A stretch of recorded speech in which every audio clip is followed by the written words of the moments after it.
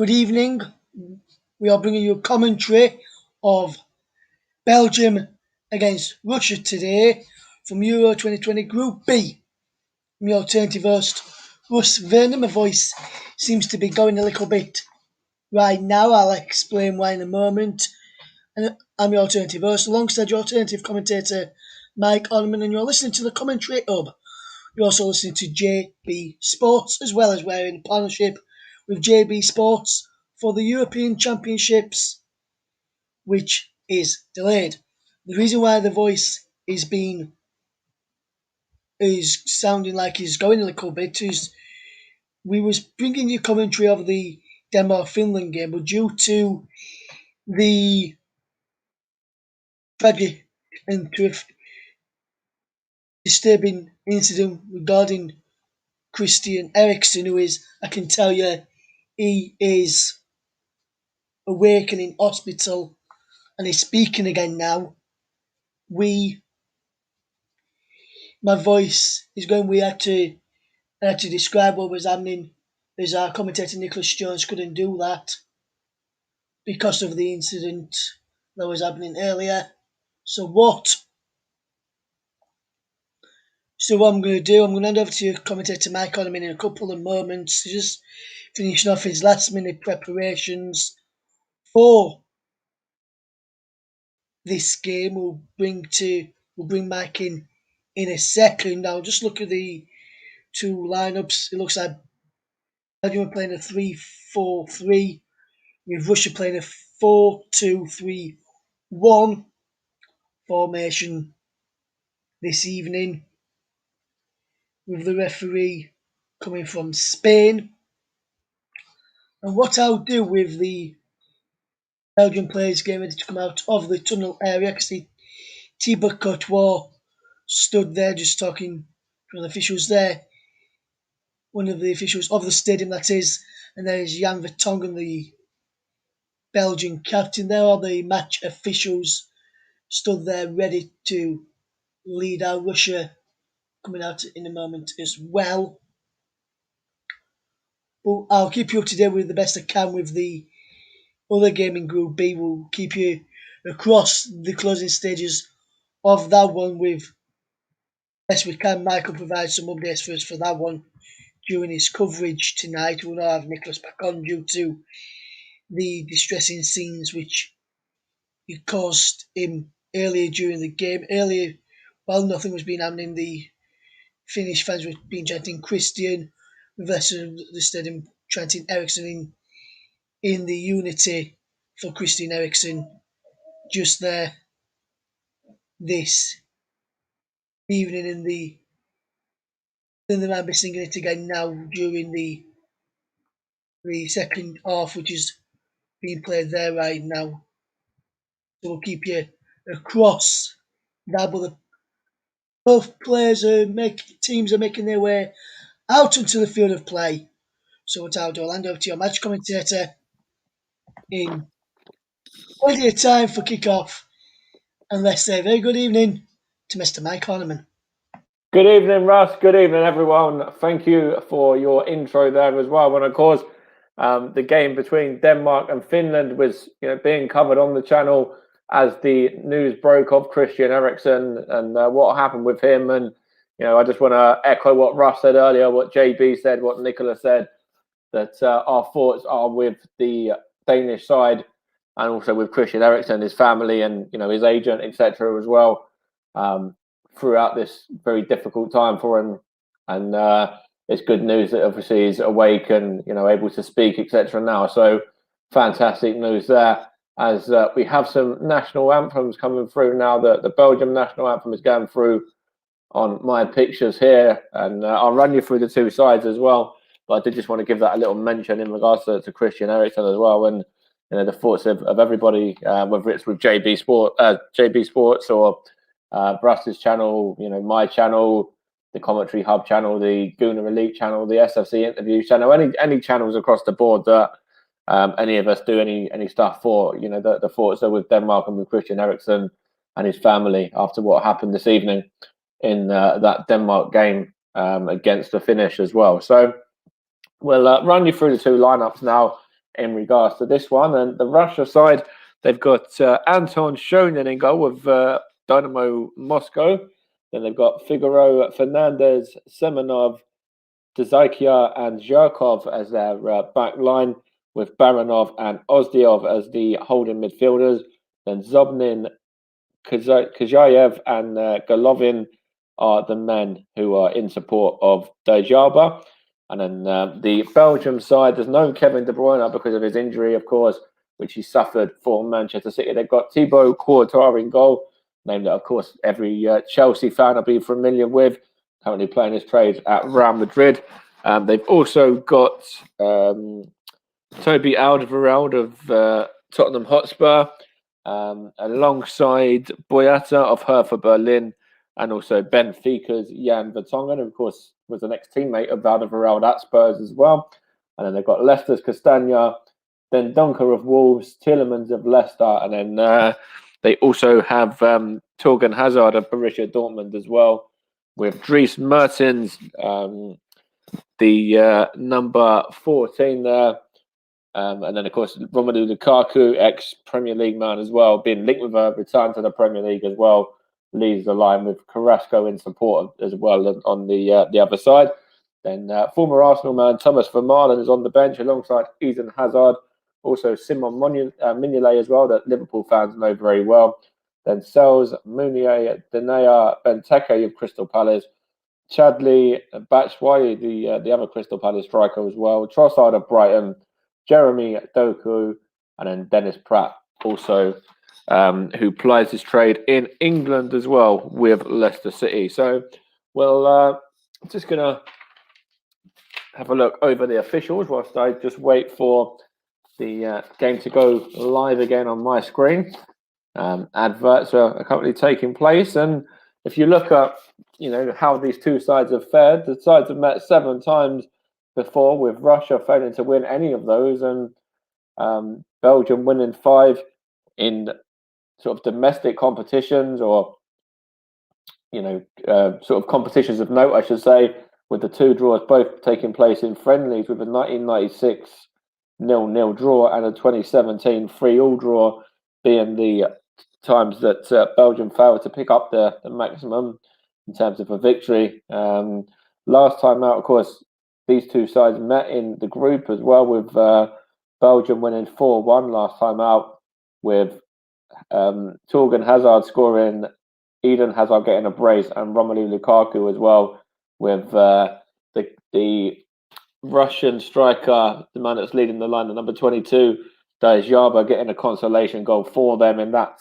fixture that saw Belgium comfortable 4-1 winners and top of the group in their group as well, with Russia going through. And that was a group that, of course, featured Scotland as well, and aside that, England are coming up against in their group. And, of course, Scotland play Czech Republic in their opener this coming weekend. And if you look at a little bit of form in regards to the last 6 games as well, Belgium played 6, won 4, drawn 2, no defeats in there, with Russia playing 6, winning 3, drawing 1, and then losing 2 of theirs. And the referee is Antonio Mateo Lahu of Spain. Pau Sebran Davies is the assistant, alongside Roberto Del Palomar. And we've got Alexandro Hernandez on VAR. These are all Spanish, by the way. The assistant VAR is João Pinheiro of Portugal, and Inigo Pristo of Spain, and Juan Martinez Muniera of Spain as well, with the 4th official going to Fernando Andreas Rapellini of Argentina, who's going to be the official, the 4th official, for this evening's games. We're underway now as well, and the ball's out of play already for a Russia throw-in, and it's with the number 22 there, the frontman, who just tried to knock one on, but it was given away, and it's now just with Belgium, and actually there's a man down there as well. There's an early collision there. I'm not too sure what man it was that actually went down for Russia there, and Russia have started pretty brightly, to be honest, in the opening stages. I think it was the number 8, Baranov. I think it was actually a clash of his own man. the fellow defensive midfielder, I believe, that actually clashed through him. And this game, if you look at it, Kevin De Bruyne, I thought for Belgium was going to be a big miss. But then there's still plenty of attacking options on show that got some real quality about them. You can look at the likes of Romelu Lukaku. Everyone's got him in their fantasy teams, it seems like, and a lot of people have got him captain as well for this get this lot of fixtures today. Also, the Torgan Hazard as well. Tielemans, if Tielemans has a good tournament, then you think Belgium are going to go on and do well because of that.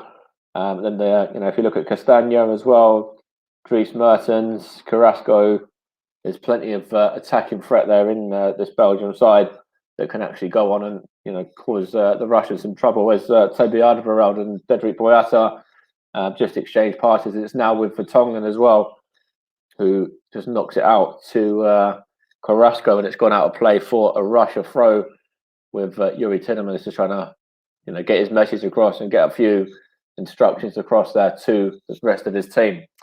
So of course this is Group B, Belgium against Russia, and it's of course a very interesting group, this one as well, if you look at it, with the other teams in this group as well. But we'll touch on that more in a moment, as Dedryck Boyata just has the ball here now, and he knocks it on to Toby Alderweireld, and then back to Boyata again, and on it goes to Vertonghen. And it's just been knocked around at the moment by the Belgian back line. And just having a look, and a couple of these players for Belgium, you look at Romelu Lukaku, really is the standout man. And he's only 28 years old, of course, as well. Very young, hungry player still. And you sometimes forget that he is only 28 years old when you look at the repertoire of clubs that he's been at, and of course where he plies his trade now in Italy as well. But he has been linked with a return to the Premier League, and that'll be interesting to see whether that is something that materialises in the next transfer window. But back to the now, and back to this competition, of course, and just showing another man that's familiar with a lot of Premier League fans and players, etc. as well, with Roberto Martinez there, former Swansea City manager, former Everton as well. Of course, they've also got Thierry Henry involved as well, former Arsenal and Barcelona man. He's also involved in that Belgium coaching staff, alongside Roberto Martinez and the rest of his team. They've got a wealth of experience there, of course, international experience as well. In the case of Thierry Henry, who's won this competition on many occasions, as well as winning the World Cup as well. As Russia have a goal kick now, which is just taken by Shonin, and it's just knocked on forward and actually well defended by Vertonghen now, but it's given away, and Russia look like they're going to try and play it through the middle there towards the front man, which was the on-running Zobnin, I think, but it was well dealt with by the back line, and Belgium can breathe again. And it's now Jason Denier, Dedryck Boyata, sorry, it's Denier's on the bench. Another fantastic centre-back, Denier as well. But there's Boyata once more. I think I was more in hope there with Jason Denier, because I think I actually put him into my Euros fantasy team, so I was a little bit disappointed to see him only benched today.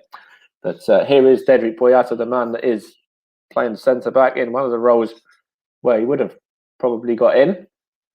And just obviously they're playing a back three as well, the Belgium side there, in their red shirts, red shorts, and red socks as well, all in, and then the yellow numbers on the back of their shirts, which make it nice and easy to see their numbers. There's a through ball there from Carrasco trying to find Romelu Lukaku, and the ball's just gone out of play there for what is going to be in fact, it didn't even go out of play. The goalkeeper dealt with that easily and just bowls it out to the number 18 for Russia now, which was Zhirkov, Yuri Zhirkov, of course.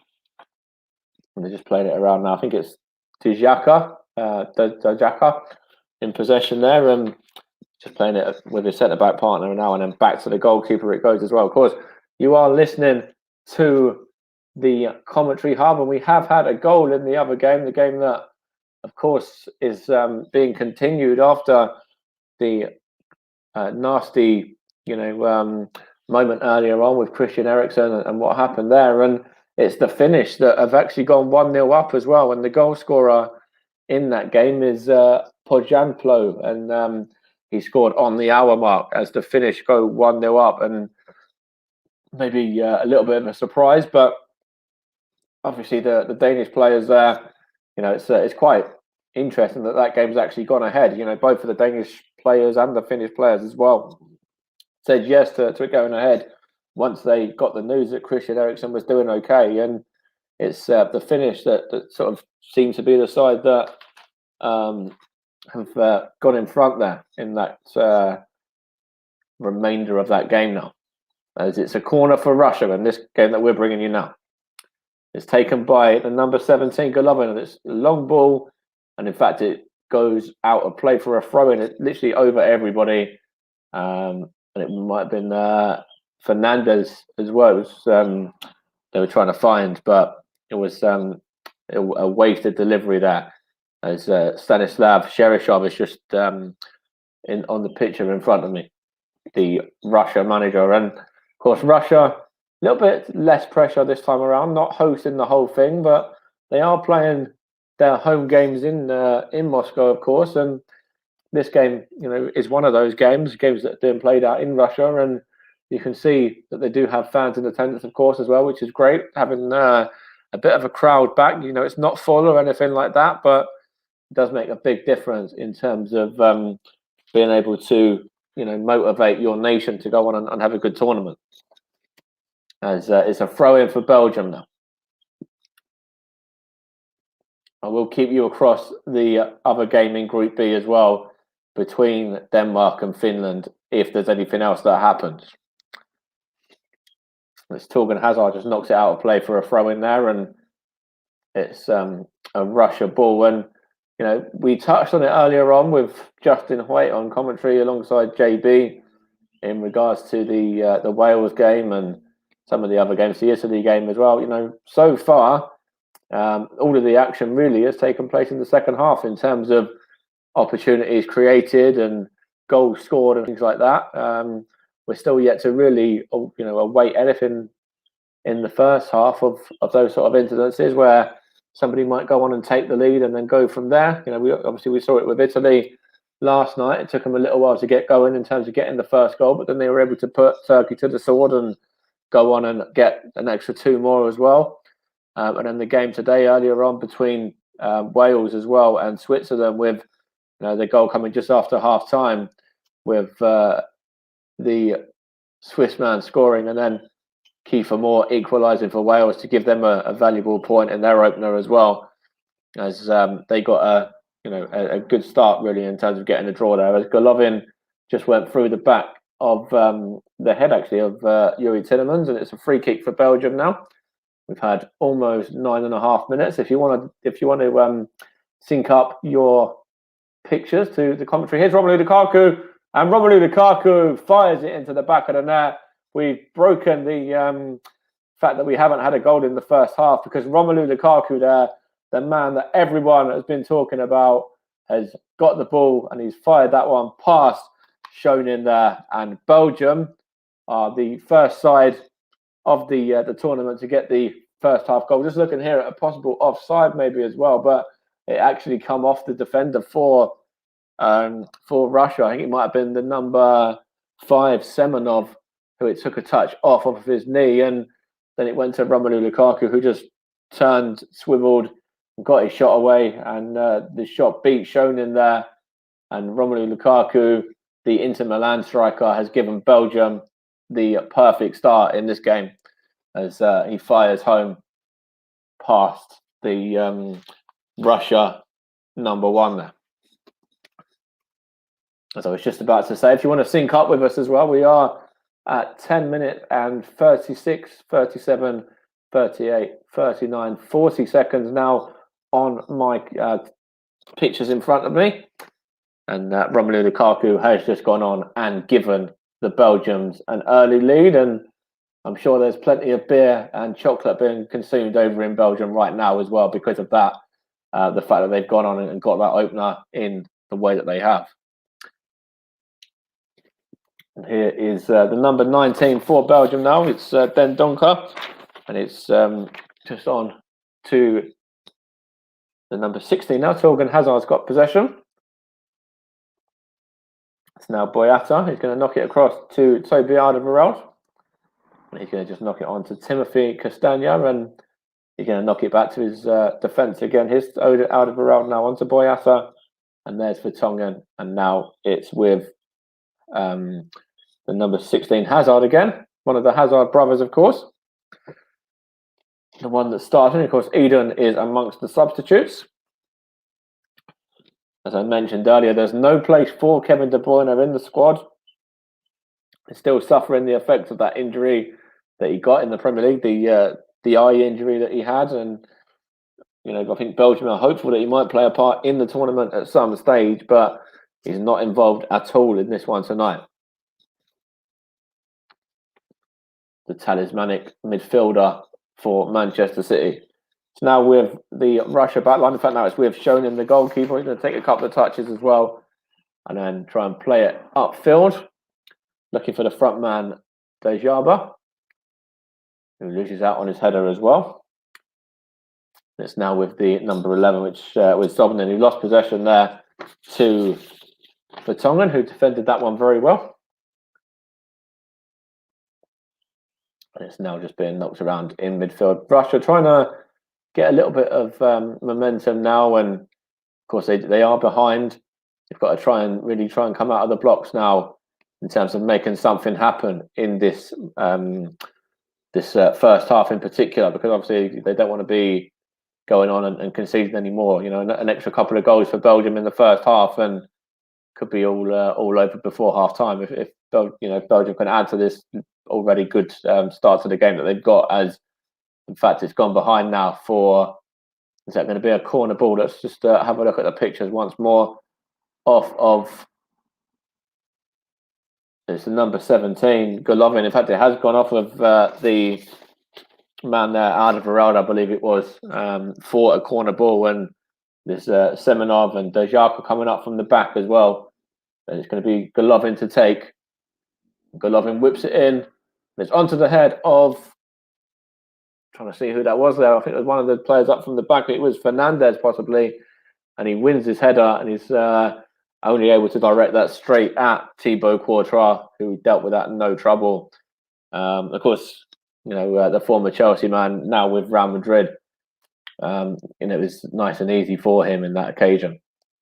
Here's Boyata now for Belgium, and it's now with Alderweireld. Just simple balls they're playing now along the back. Here's Castagna, Leicester City man. FA Cup winner, of course, in England as well. And had a very good season, did Leicester. Of course, a side that went on, and of course, they won the Premier League in England not too long ago, and have gone on and, we've got the FA Cup now, and there is winners in this Belgium side. You look at the likes of Tielemans, of course, he was instrumental in that cup final as well, scored an absolute screamer, the goal that won it. Carrasco as well was, I think he was part of the side that won the league for Atletico Madrid, I believe, as of last season, beating, of course, Barcelona and Real Madrid to the title, alongside Kieran Trippier as well, was who I was going to say there. Another former Tottenham man who was in that Atletico Madrid squad as well, who won the title. And then if you look at, Dendoncker, Hazard as well, Romelu Lukaku, Inter Milan, they went on. I think Italy, the Italian league was won by Inter as well. So they certainly do have winners now. And it's with Russia, and it's the talisman there, the front man, Dejaba, and he knocks it on as to go backwards to the number 7, Ozdiov, and he kind of snatches at that effort, really, does the midfielder. And it doesn't trouble Thibaut Courtois. In fact, it was pretty well wide, in fact, that one there from the Russia midfielder. As I just showed this chance from Figueroa Fernandez again. It was unmarked, and couldn't quite direct his header past Thibaut Courtois. He was only able to just head it straight down his nose. As Russia are in possession, 16 minutes played, and Belgium are still leading by that Romelu Lukaku goal to nil, which came about 6 minutes or so ago in this Group B game. You're listening to the Commentary Hub, the home of alternative commentary for the Euros.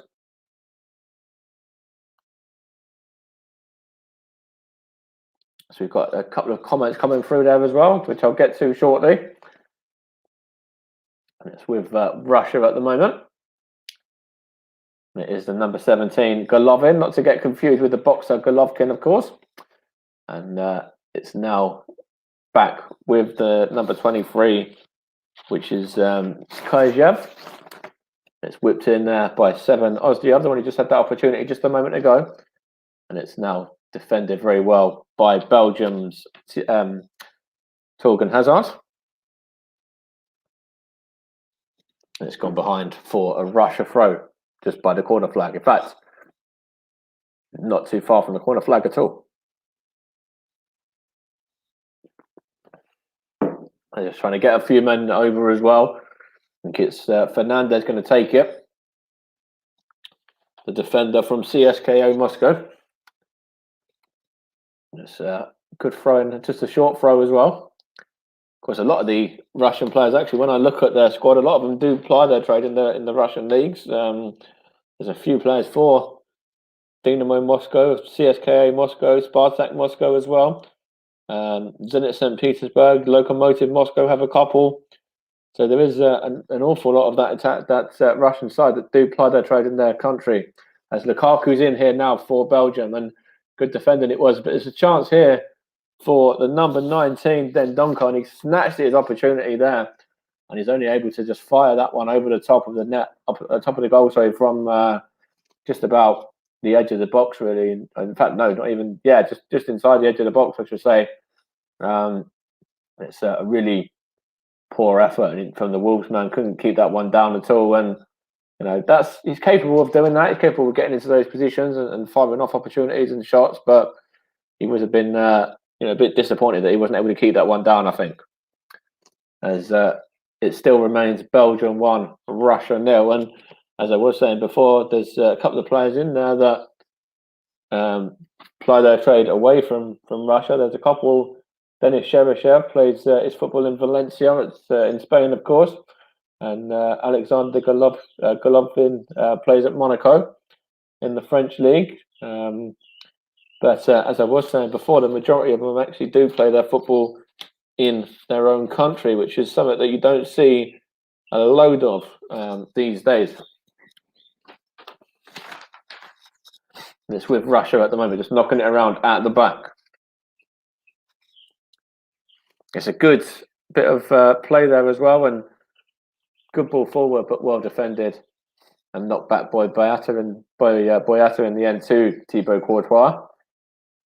You're listening to the Commentary Hub, of course, and we're in partnership with JB Sports for this Euro 2020 coverage. Of course, a year later than what was planned. Of course, last year the tournament having to be postponed due to the ongoing COVID-19 pandemic, and it's good to have football on the on the TVs and across the board really for the next month now or so. Remember, we do have loads of games being brought to you across the channel as well. Games every single day, pretty much. Certainly the start of the tournament throughout the groups we do anyway. With Belgium now, there's Tillemans trying to find Castagna to Leicester men trying to combine, and it was well defended by Schoen in there.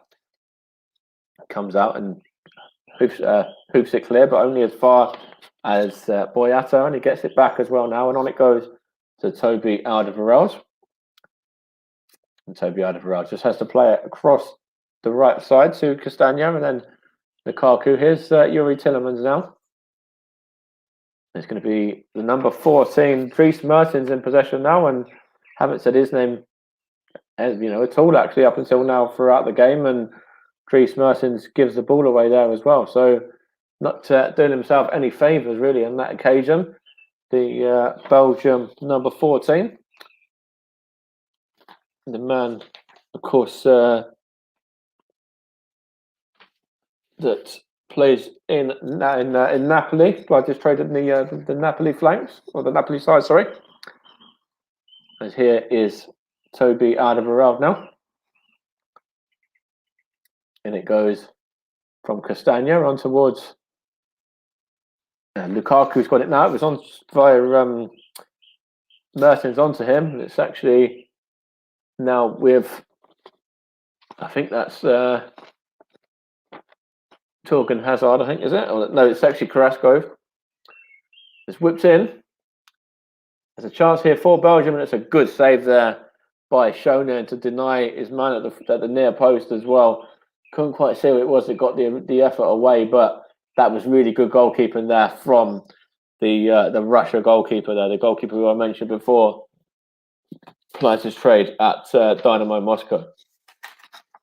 So Dynamo Moscow, I should give them their proper name. And it's a good effort. It was actually the number 16 Hazard in as well, Torgan Hazard there, who had the opportunity, and it was a very, very good save by Shonen. Of course, we've seen great saves in this tournament already. There was a couple in the Welsh game earlier. Danny Ward towards the end of that game making a couple of fantastic saves to help them over the line and get them a very valuable point. It's now with Zhirkov. This has been knocked around at the back now. Russia have it, and it's the number 5 Semenov. Going to play it down the line to the front man Dajaba. And that's with 18 Zhirkov. Going to get the cross in, is he? Well defended there by Alderweireld, and Romelu Lukaku helps out now as well and plays it out to Yuri Tillemans there, and it actually is given away by Belgium as well. And it looks like there might be a flailing elbow there, but the referee says no. It's with Romelu Lukaku. I think the man that it was couldn't quite see who it was, but it's his Carrasco now. He's won a corner, but I just want to go back to that incident there just a moment ago. It was put behind by Figueroa Fernandez, and I'm not too sure. I think it might have been. I'm not too sure who it was, in fact, that the man that went down. But either way, the referee said carry on, and there was said to be nothing wrong with him. So they're carrying on now when they've got this corner as well, with the men coming up from the back. Boyata, Vertonghen, and Alderweireld as well. And it's whipped in towards Lukaku, and it's headed clear. And Russia are going to try and counter now. They've got a few men forward here to Russia, and it's towards the number 23 Koziev, and he's gone down there. There's a head injury, head collision between the pair, and as JB and Justin mentioned earlier, it's fantastic that we have the extra support for head injuries in the game. And in fact, it was actually Timothy Castagna, I believe, involved from the Belgium side, and both of these two men are still remaining down, with treatment being given now to I think it's Castagna, the one that's still down for Belgium. Just want to see this incident once again from Lukaku as well. The goal, he did take that goal very, very well, did Romelu Lukaku. He turned and he fired his effort past Shonin and into the back of the net. The Russians were appealing for a possible offside, but the VAR didn't need to intervene. It didn't give anything there. And it ended up falling to Lukaku, who just fired it home and gave Belgium the lead. And you see the delight on Roberto Martinez's face as well. And the fact that Lukaku was in deep conversations with Thierry Henry there as well. A fantastic striker in his day. Playing, as I said before, at the likes of Arsenal, where he has a statue outside of the Emirates Stadium. So, still just looking here now, there's still looks quite nasty. In fact, with I think an ice pack being put on the head of Castagna there, the Belgium right fullback, and a couple of fact they're going to make a substitution straight away. If you look down his eye there as well, his eye does look a little bit disfigured, and they are going to make an early substitution here are Belgium. It looks like that's going to be the end of Castagna's evening, and the number 23 for Russia as well, who is Kojev, who had that opportunity earlier on. They've both got blood all on their face, and looks like Castagna isn't going to be able to continue here. Looks like he's coming off, and Kojev is all bandaged up, and he looks like he's going to be okay to continue. But it does look like, from a Belgium point of view, that Castagna is going to be replaced by Thomas Meunier, the number 15 there. That, of course, a lot of people know an awful lot about. If you follow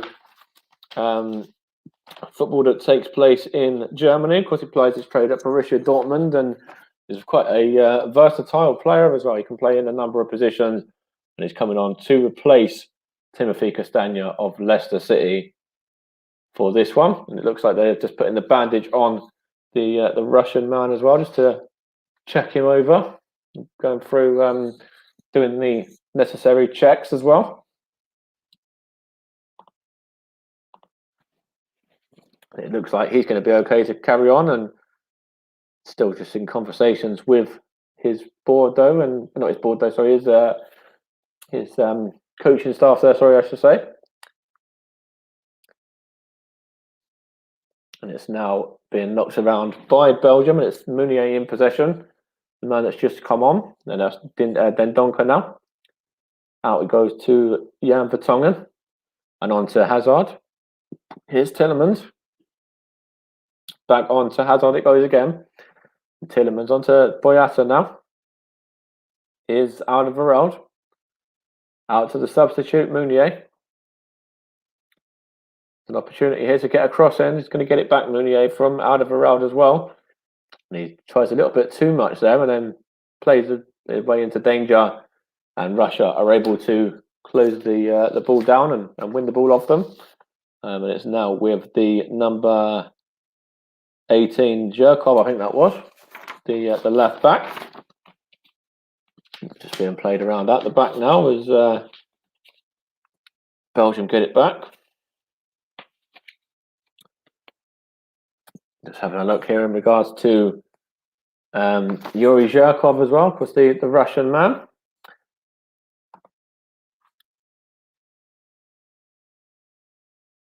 Of course, he was actually born in August, and a lot of people will know him from his Chelsea days. Another one that applied his trade in England. He's made over 100 appearances for his nation. I believe to be 105 appearances. In fact, I believe this is his 105th appearance today, as the Russians had to make a sub as well, with Cheryshev going on to replace Kojev, so he couldn't carry on either. And it looked like the head injury there was too much for the pair of them. Denis Cheryshev coming on for Russia in this Group B opener. Belgium 1, Russia 0. Coming up to the half an hour mark of the game. Romelu Lukaku, the goal scorer.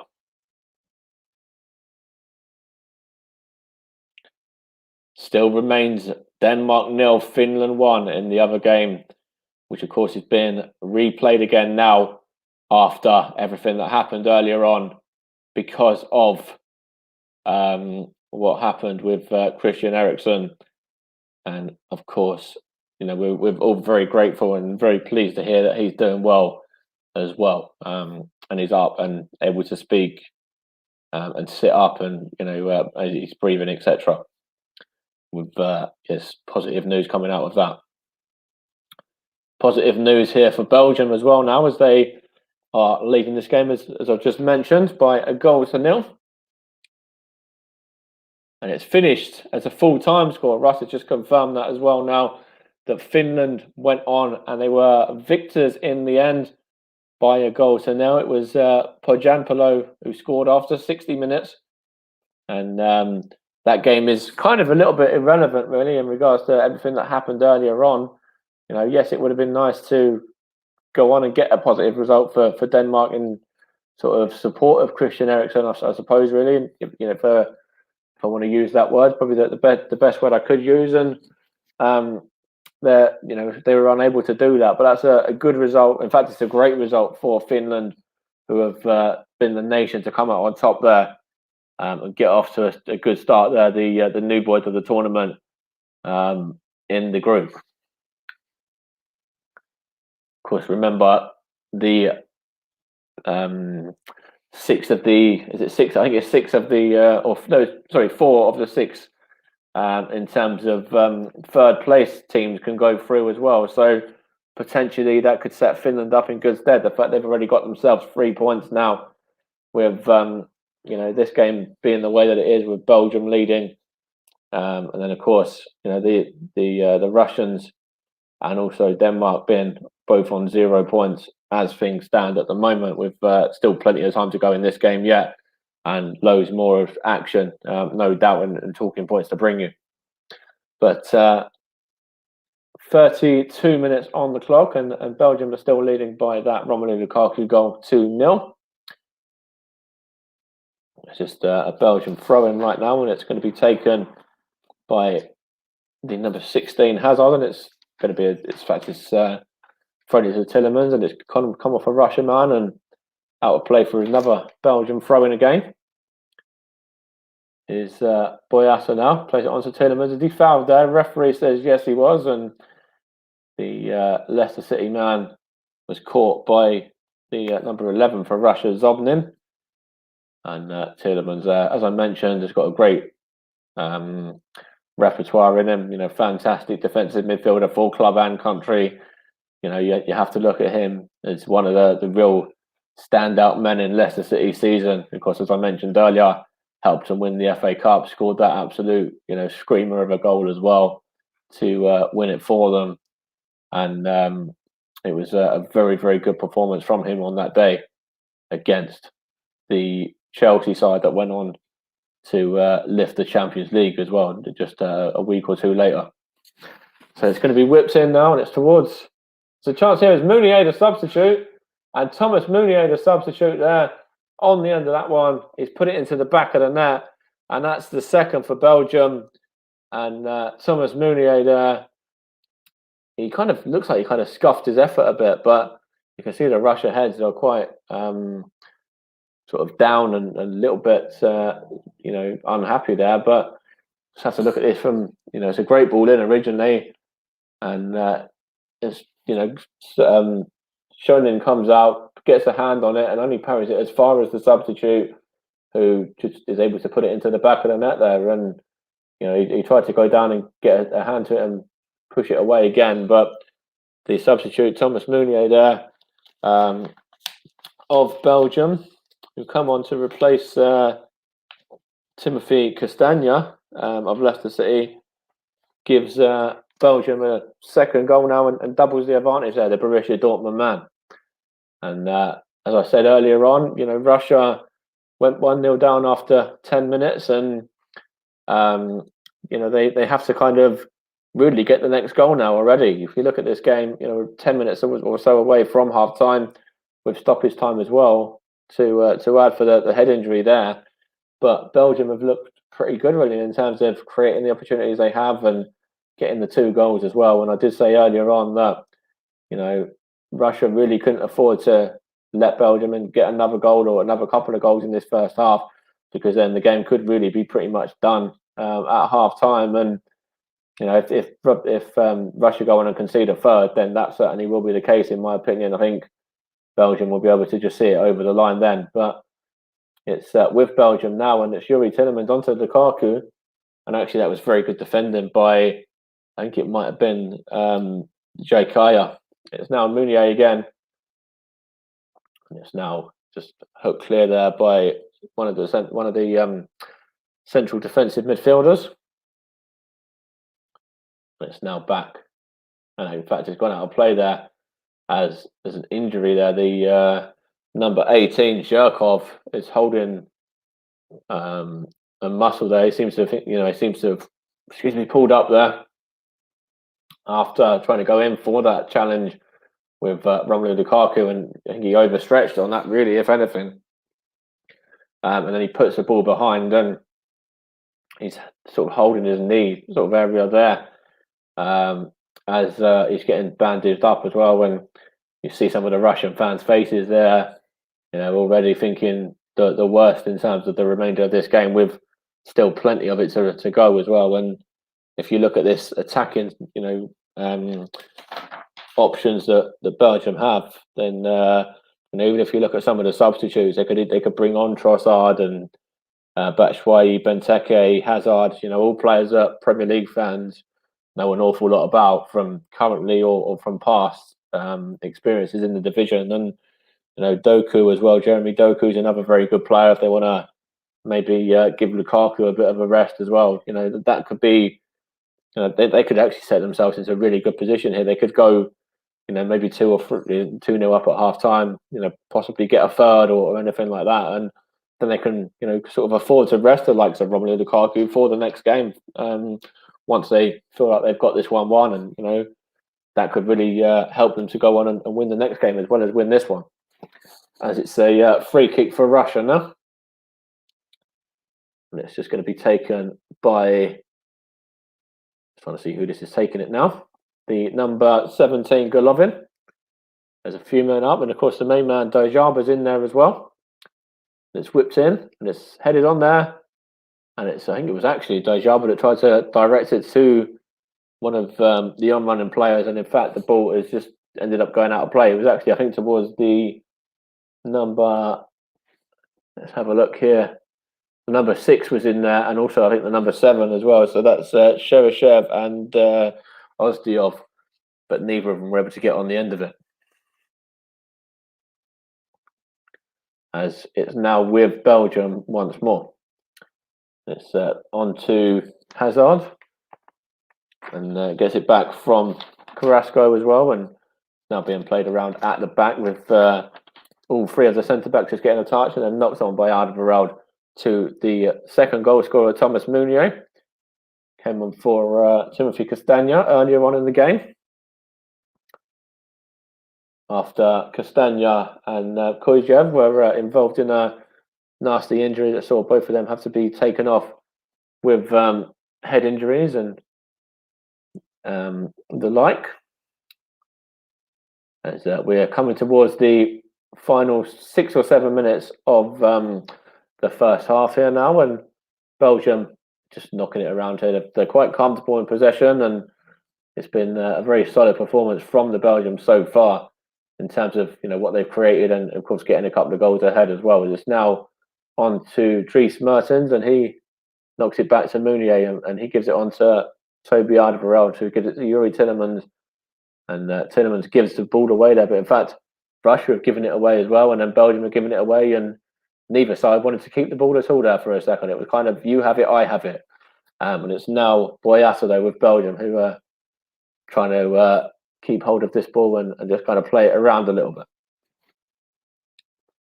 Here is Carrasco now, and on it goes to Alderweireld into Tillemans. On it goes to Vertonghen. And it goes back to Boyata now. And he plays it around to Alderweireld. And Alderweireld tries to whip it in towards Lukaku. And there's a mix up there between the defender and the keeper. And Belgium are back in. And potentially there, it looked like there was a man that went down for Belgium. It doesn't look like they're going to give a penalty or anything like that. But it's risky business there for Russia, who have to be very careful their defence on that sort of occasion. It was Thomas Meunier, the man that got the second goal, that was involved there. And I think, I don't know if they're going to look at this now. The ball's gone out of play. If they are going to look at it with VAR or anything like that, or whether they are just going to allow the throw-in to be taken. It does look like the referee is happy with it all and is just going to give the ball to Belgium to take the throw-in. But I will confirm with you if we do have a VAR decision or anything that's being looked at. As the referee is talking to one of the Belgian players now, and it was actually Zhirkov who went and possibly fouled Thomas Meunier. In fact, they are looking at this one as well now in regards to a potential penalty claim. But the referee, they are looking at it. I think Referee's in conversation with Romelu Lukaku though, but they are checking for a possible penalty, and in fact they have checked it and they've waved it away, which for me is the right decision as well. And there's Carrasco now for Belgium. Here's Hazard now. Also, I think that's all the way back with Vertonghen anyway, and Boyata. And now into midfield it goes with Tielemans. Then Donk had a touch as well. Tielemans knocks it on now to Carrasco. And Hazard into Romelu Lukaku. Gave Belgium the opener after about 10 minutes of the game. The Inter Milan striker gets it back now as well from Carrasco, and then he's dispossessed there, and Russia are able to bring it out, but Hazard does well and then just knocks it back to Vertonghen, who knocks it back to his goalkeeper Thibaut Courtois, and he just plays it back to the defender, and then he gives it back to Boyata, and Belgium start again, as it looks like Russia are about to bring on another substitute in a moment, Karayev as well. It's going to be coming on shortly for the Russians. I wonder if that's going to be in place of the man that was just suffering just a moment ago when he went down holding his knee on the top of his leg. I wonder if that'll be the man that they sacrificed. As Russia have possession now in midfield with the number 7 Ozdiev. It's now with Belgium though, and it's not able to be kept in by the number 14 Mertens, and I think we are going to see the end of the number 18 Zhirkov, which was kind of expected after that collision there, and the number 4 Karayev comes on, the man who plays his football in Russia for Zenit St. Petersburg. He's on in place of the ex-Chelsea man. Got about 2 minutes left of this first half, and you're listening to the Commentary Hub, also live on JB Sports as well, for this fantastic coverage of two really good nations in Belgium and Russia, with the Belgians in the ascendancy as it is at this moment in time. And here's Meunier now onto Carrasco. Carrasco's going to get a shot away, is he? No, great tackle there by Ozdiev, I believe, or yeah, I think it was Ozdiev or Baranov. I think it was Ozdiev, in fact, that won the tackle. And it's back with Belgium now. It's now the number 16 for Belgium, which is Torgan Hazard in possession. Just been knocked around. Here's Tielemans, Carrasco. There's Jan Vertonghen. Here's Hazard again. Of course, Hazard did score in the 4-1 as well, when his brother also scored a brace, and Romelu Lukaku scored on that night as well, with Dejaba scoring. In fact, Belgium won the reverse as well. They won 3-1 in the other game that was against the Russians in the group. So they've done the double over Russia on that occasion, scoring 7, just conceding the 2. And it's now with let's see who that is. That is the number 2, Toby Alderweireld now. And on it goes to Thomas Meunier. Onto Lukaku, and well defended there by, I think that's the substitute. In fact, it wasn't. It was Dejaka that comes across and does well to put it behind for a throw-in. As Thomas Meunier, the goal scorer, is about to take it. Here's Tielemans now, gets an effort away, and it's well closed down and blocked there by the Russian back line. And it's Ozdiev trying to hook it clear, as we're going to be finding out any second now how much additional time we'll have for the first half, and we're into 4 minutes of additional time, and then we will of course break off to get some thoughts from Russ as well at half time in regards to how he's seen this game. It's with Boyata now, and then Donker's involved. Out it goes now to Hazard and on to Vertonghen. There's Tielemans trying to find Meunier, and it's a long ball. He wasn't able to get on the end of that one there. The substitute, the man that doubled the Belgium's lead, and just showing that one on Carrasco again. That was a great double block there from the number 5, Semenov, and also Boranov as well, the number 8. They both work together there to block that effort. And we've had the first of the 4 minutes of additional time with Belgium still leading by 2-0. And it's now with their goalkeeper Thibaut Courtois now of Real Madrid. Here's Toby Alderweireld now. And on it goes to Thomas Meunier and Alderweireld. So Dendoncker of Wolves now, I should say. And there's Boyata. Here's Vertonghen. Not to get confused with Marlon, who is on the bench, the former Arsenal and Barcelona man. Here's Dendoncker again. Here's Tielemans. There's Vertonghen again. See, I nearly got confused out of my own mistake there. On my own, here's Carrasco. And there's Hazard. Now it's Tielemans. And there's a foul there, is it? Let's have a look here. Carrasco went down, but he's kept the ball.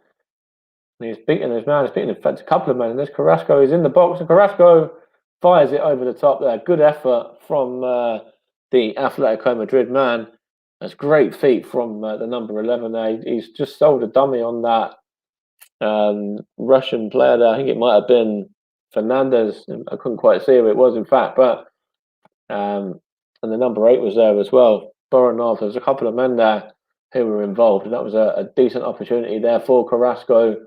And he looks, a little bit unhappy there. He kind of snatched at that effort a bit. And, if that was to go in and Belgium would have gone in 3-0 up at half time, then, as I've said multiple times already throughout that first half, that would probably be good night to Russia. And they'd really have an uphill task to, get back into the game in the second half.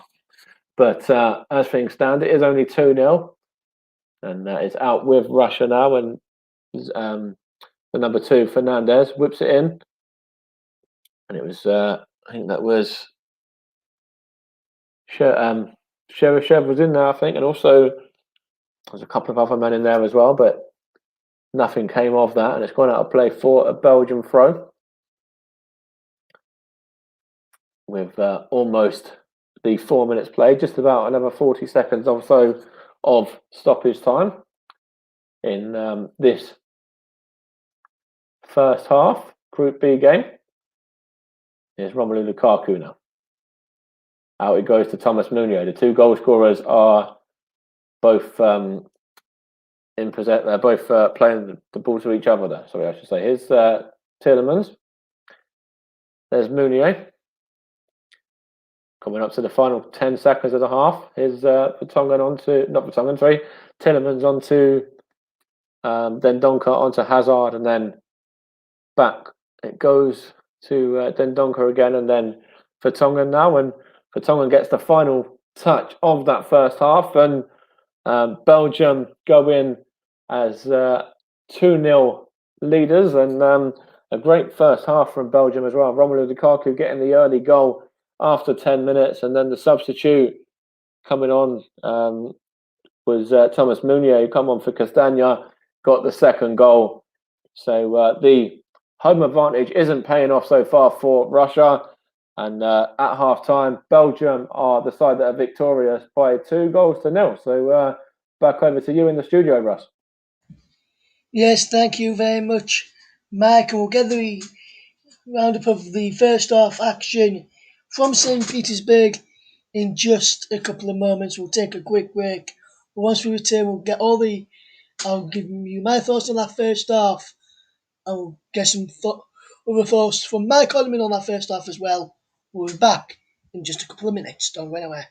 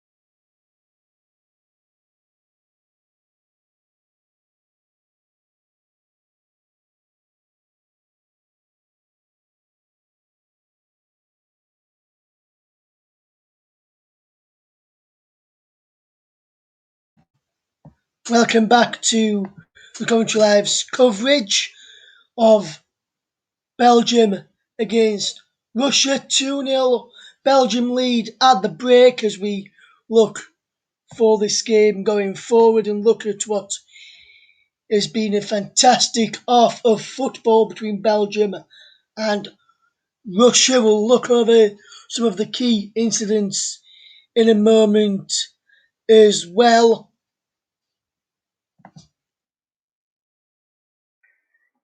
Denmark missed a penalty and lost 1-0 in the opening group, despite what happened to Christian Eriksen. Some news from Christian with regards to Christian Eriksen, which I think you may not, I'm not sure if you've heard this or not, Mike, but Christian Eriksen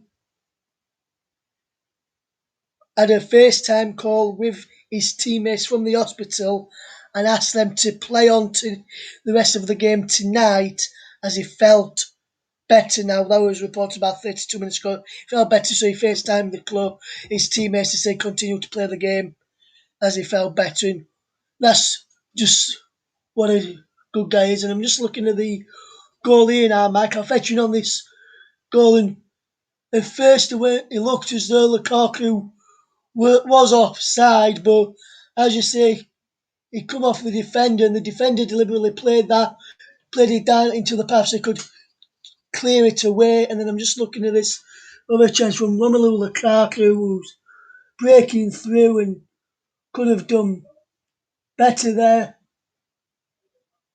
Lukaku, and he just pulled it backfired over. But good work from Romelu Lukaku for the opening goal, Mike. And just talk to me about Lukaku's performance so far. How do you think he's done so far today? Yeah, I think Lukaku's had a very good first half. I think he's held up the ball when he's needed to. He's got himself a goal as well.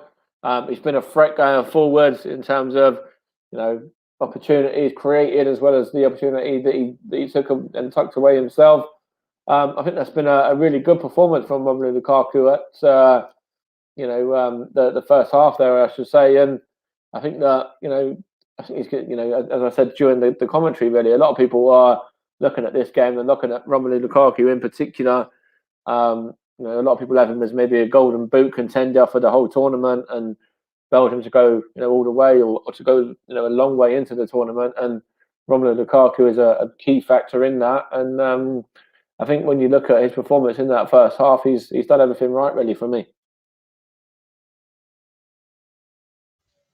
Yes, he has, Mike. And if you just look at the second goal, which we've just seen again a few minutes ago, the goal which was scored by Thomas Meunier, you've got to question the goalkeeper really for that. He did a fantastic save for the first one, but to parry back out, Anton Schunin, to parry back out into danger, we presented the opportunity for Thomas Meunier. What he should have done was try parrying round the post instead of parrying it into the path of the goalkeeper, into the goal scorer, Thomas Meunier, should I say, from the goalkeeper.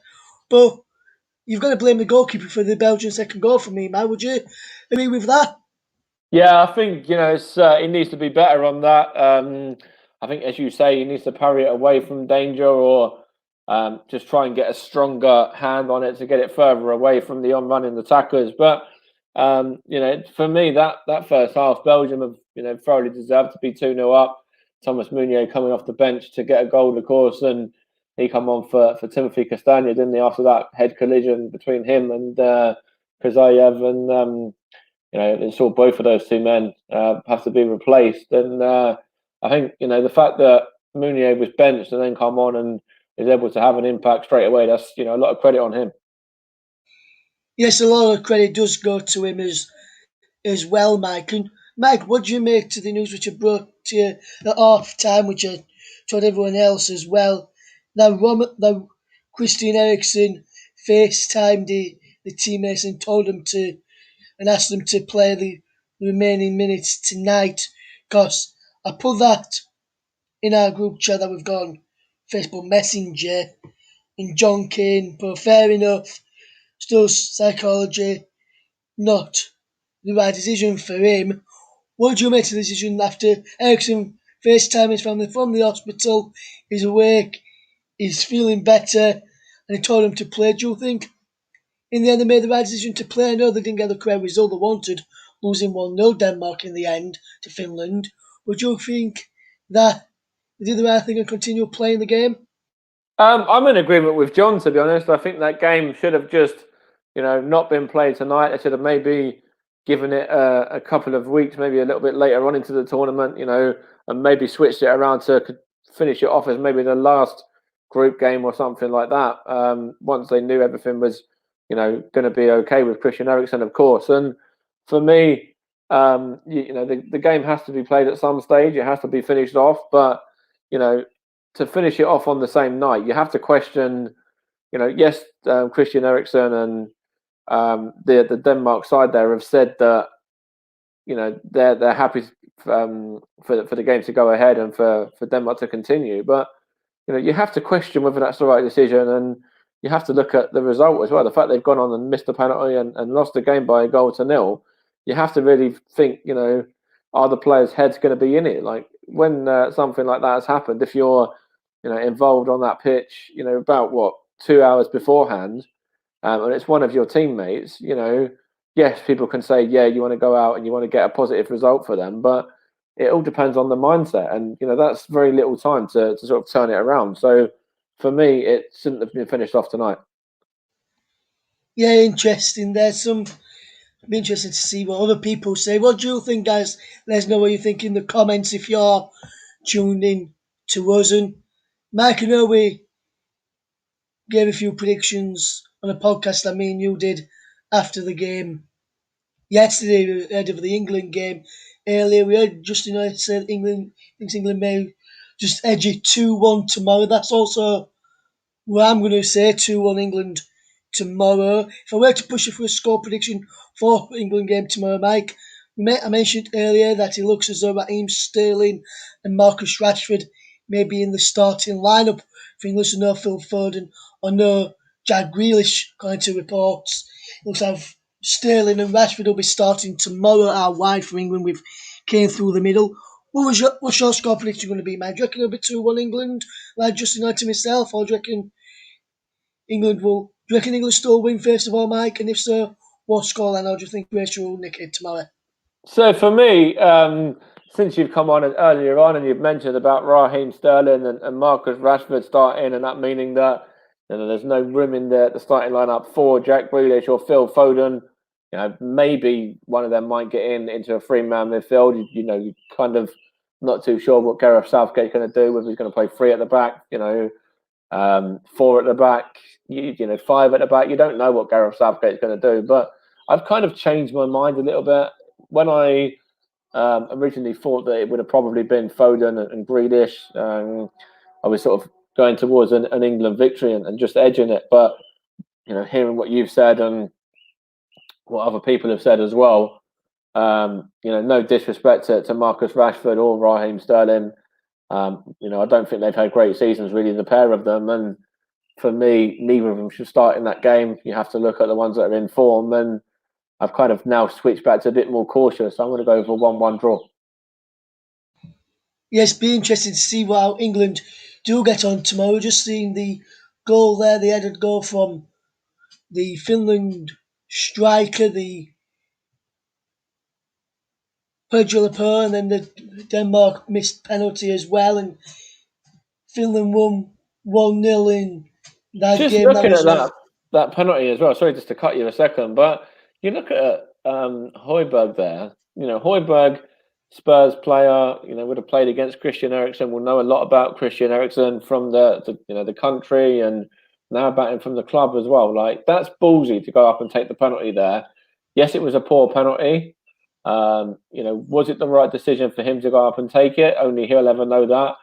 And whether there might have been other people that were, feeling like they were in better mindsets to maybe go on and possibly put the penalty away. But, on the back of that, to even get the penalty there and to have that opportunity, whoever takes that penalty, they've got to have a lot of bottle and a lot of balls. So fair play for going on and actually attempting that, although it was a weak penalty, which was easily saved. Yes, I agree there, Mike. And the players are now back out for the second half. Mike, I'm going to push you. Will Russia get back? Do you reckon Russia will get back into this game? or do you reckon Belgium will go on to see this game comfortably through? Yeah, so if you look at the way that the game's gone so far, you have to look at Belgium. Russia are in fact going to make another sub as well. They're bringing on Daviv, who is coming on, and that's their third substitution that they've made. And of course, Shevchev come on, and also Kariv as well. But I see it's actually Baranov that's gone off. So I think that yeah, you have to look at this in favour of Belgium, really, for me. And I think the next goal is crucial. Russia really have to get it to have any chance really at all of getting a result. And yeah, but for me, Belgium will get the next goal and go on and win. It could be a repeat. It could be another 4-1 again, maybe. Yes, the second half has just gone away then. So let's then back over to your match commentator for the second half, Mike Harleman. Thank you very much, Russ, and great to get some insight at half time there from you as well. And just as I touched on there, Daviv come on to replace Baranov as Russia are in possession now, and straight away they're down there on the front foot, and it's an effort there from the number 17, Golovin. And he just snatches at that one. He's able to get an effort at Thibaut Courtois' goal. In fact, it was the number 11, Zobnin, the man that had the effort there. But Thibaut Courtois was, easily in control of that. It was certainly not on target, and wouldn't have troubled him whatsoever. There Russia did start brightly though in the opening minute of that half. That was Daviv on for Baranov, as I was just mentioning as well, the substitute, which is their third after Cheryshev and Karyov also come on as well. And Russia are in now with Figueroa Fernandez, the number 2. There's one throw in as well. It's going to be taken by the Russian fullback. It was Mario Fernandez. I was right with his first name as well. I did get it right. But anyway, it's now number 5, Semenov, in possession. He goes back to goalkeeper Shonin. And it's played down towards Dojoba. Got the consolation goal when these two sides last met in Belgium's 4-1 victory, when they went on to win the group, of course. They got, I think, a total of 28 points, the Belgians as well, in that group there, which consisted of Scotland and also San Marino as well, the side that were even rock bottom of the division there and weren't able to pick up any points, alongside Kazakhstan and also Cyprus in that group, with the Scots making it through via the playoff way in the end to the tournament. And Russia, of course, joining Belgium in the 2 automatic places that saw them straight into the tournament without having to play qualifiers, or not qualifiers, qualifying playoffs, as it's with Belgium now and back with Thibaut Courtois. He's going to just take a touch now and play it down the line towards Lukaku. Gets the head on it. Excuse me, given away though. It's now with Sonin. It's now the number 14 for Russia. He plays it down the field there. Did the centre back Dezaika towards Zobnin, but Sheryshev's not able to control it either, and it's now a Russia throw. Russia have got it in their own half now. In fact, now with the centre back, he gets Semenov, just knocks it forward, and Russia are just playing it around at the back. And in fact, I thought they're going to win a free kick there, but Mario Fernandez does very well. Plays it into midfield onto the number 7, Ozdiev. Out it goes to Karyov. We'll try and play it down towards the main front man, the big target man. And Dejabo loses out on the header though. And Belgium looks to try and get it out from the back and attack again, but they've given it away now. It's the number 2, Fernandez. Now that was Dejabo was in there and he's giving it away. And Russia got it back though. number 3, De Vives, the substitute, and whipped in by the number 7, Ozdiev there, and Courtois comes out and gets a good hand on it. And there's an offside flag up in the build-up anyway against Dajoba. And a good hand there by Thibaut Courtois. Comes out and just punches it out with a very good fist on that one there. Now it's Boyata. Out it goes to Alderweireld. And it goes to Carrasco. Carrasco, does he foul his man there? I think he does. The referee says yes, he did foul. I think it was the substitute, the number 3, I think, with De Vives. Yes, it was. And Russia have got it back in terms of keeping possession now with number 11 in Zobnin, playing it back to De Vives, then plays it back to his goalkeeper, Shonin, and then plays it back out to De Vives again. And Russia just playing it around his De Vives into Zobnin, and Zobnin gives it away. And Belgium win it back.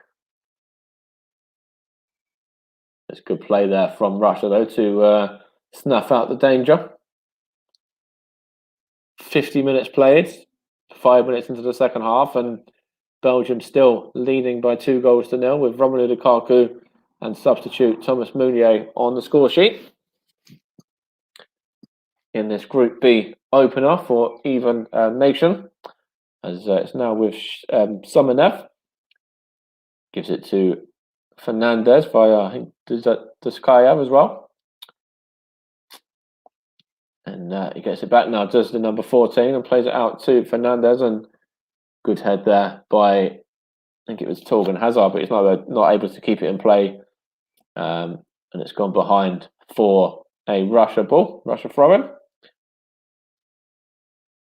With them in possession. Of course, as Russ mentioned, this game is taking place out in Russia, in St. Petersburg as well, and they haven't got the...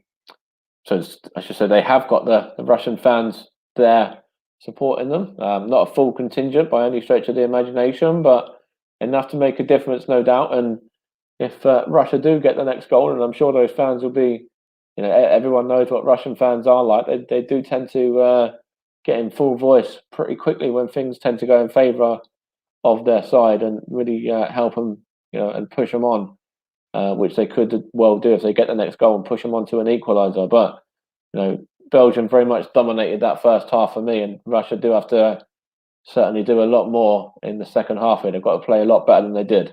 Here's Carrasco now. Here's Tillemans. On to Hazard. Torgan Hazard. What's he going to do? Tricky feet there. Onto Carrasco. Hazard's down. Since play on though was they had possession anyway, and Carrasco gets his cross all wrong, and it ends up going out of play for a goal kick there. And just looking at that one, it was a number 3, De Vives, the substitute, just sort of shoulder barged him out of the way, really, and would have been very harsh to give a free kick there, especially with the Atletico Madrid man in Carrasco still having an opportunity for Belgium there to get the shot away at goal, which he did. As one of the Belgian men there, Leonardo Dendoncker, gets a talking to from the referee, the Spanish official, Antonio Mateo Lajuz, who didn't like something there. I think it was actually with the number 17 of Russia, Golovin. There was a little bit of a hand across his body. And Russia got a few men forward here now, and they've got an opportunity. Number 7 whips it in there, Ozdiev, but it's a chance here now, and it's fired at goal by the 22, Dajoba, but I think there was a foul in there anyway against, let's have a look here, the number 6 in Cheryshev. I think he fouled his man there in the build-up anyway, so if that did go past Thibaut Courtois, it wouldn't have gone in because there was a foul on Dendoncker, I believe that was. And Belgium are just playing it around here now as Thibaut Courtois plays it forward. towards Lukaku, given away. Here's Tielemans. Battling midfield. Russia win it back. It's a big striker now in Dojaba. There's an opportunity here. Shot a goal, and it's well blocked by the Belgian number 2, Toby Alderweireld there. The opportunity from the number 17, Golovin, was well blocked there from a mixture of actually 3 players. I think Dries Mertens and Leonardo Dendoncker were also involved in the trio there that helped snuff that one out. Here's Vertonghen now. When it goes to Carrasco. Carrasco to Lukaku. Good effort and well blocked as well by the Russian back line, who are standing tall so far in the second half.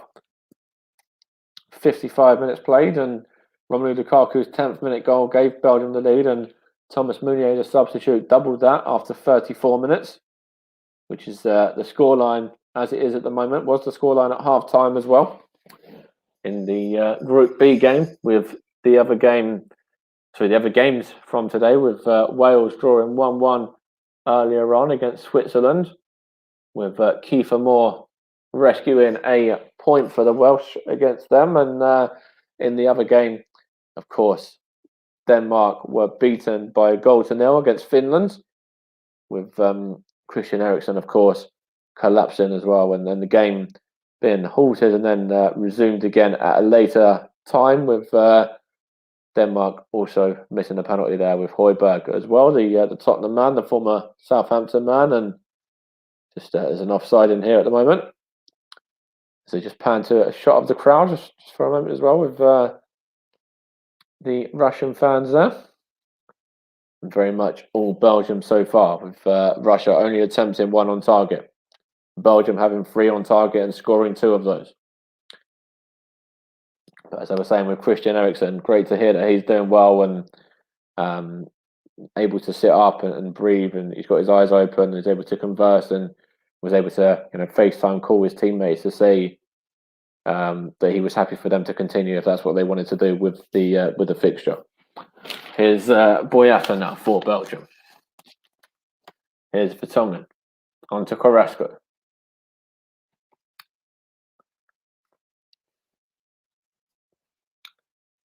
Coming up to the hour mark of this game. Here's Yuri Tielemans on towards Lukaku. Well blocked off there by Semenov. Back with Dazaka now. Here's Karyov. And it goes to Shonen. Back to the goalkeeper, to go back to him.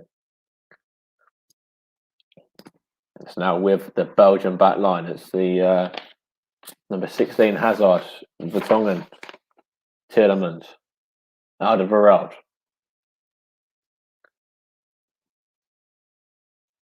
Opportunity to play it out wide, which he chooses to do so. Gets it back as well, though. Yuri Tielemans is dispossessed there. Russia got there's 2-on-2 here for a moment. It's a big front man of Dejabo, knocks it back. An opportunity here for a shot as Belgium have managed to get some men back behind the ball, though. Here's Fernandez. Fernandez is going to get it back, is he? No, he's not.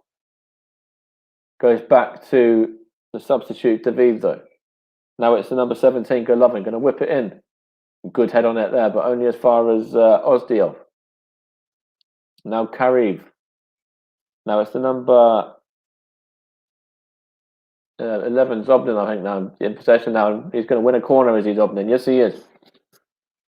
It's good play there from Russia. They've started to get back into this game a little bit more now. Come off of Thomas Meunier that time. 58 and a bit minutes played. Still Belgium 2-0 to the good. And Russia certainly have come out, but fighting a little bit more, in this second half. And the hope for this equaliser.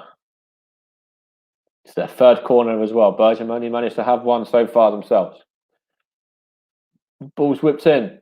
It's well defended there. And the near post by Yuri Tielemans, who just smashes it out of play for a throw-in. Gets it up as far as he possibly could, really, there.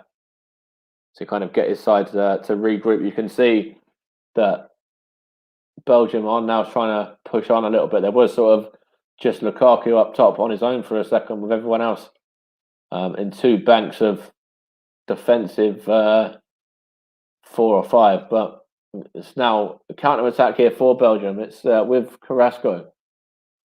And that was Hazard was involved as well. There's Carrasco on possession.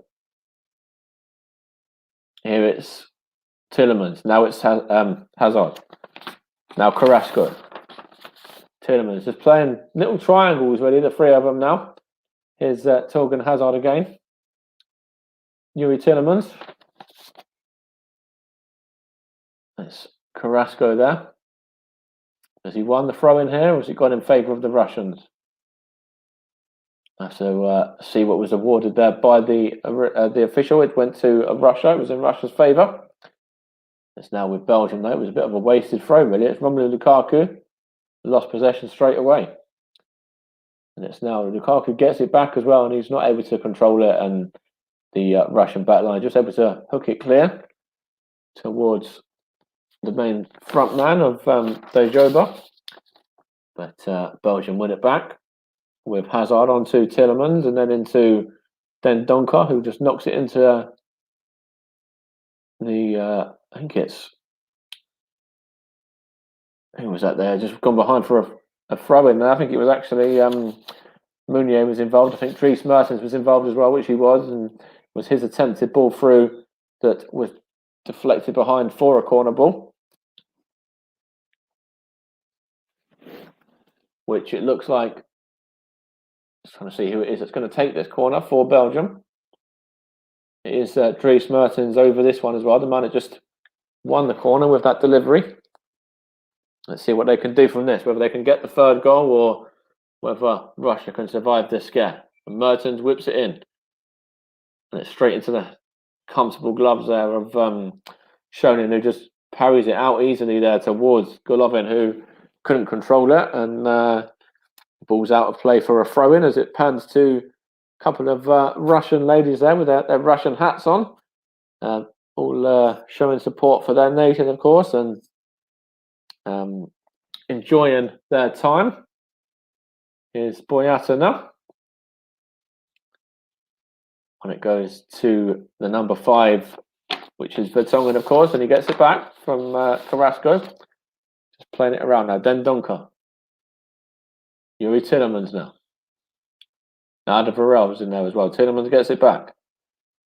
Torgan Hazard's in acres of space on the other flank if they want to switch it across to him. He's got nobody marking him. Of course, remember he did score in the 4-1 as well. Here's Lukaku.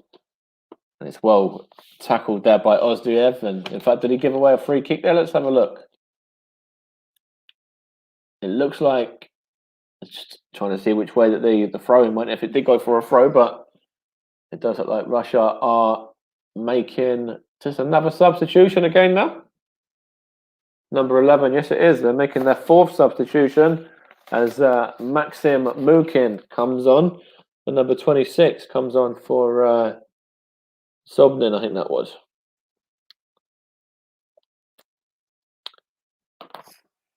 And also they bring on another sub as well with the number 15, which is Al Miranchak. He's come on to replace Denis Cheryshev. So it's a substitute for a substitute. Something you don't see very often. A substitute hasn't even lasted the remainder of the game as Belgium are in here now. And tied it up well there by the Russians towards the 22, Dejoba. Was he fouled? Yes, he was. He's holding his leg as well. Of course, that's all of the substitutions, I believe, for Russia in terms of what they can make. And then they've just got an injury straight away on top of making their final couple. He's looks like he's up and to his feet, though.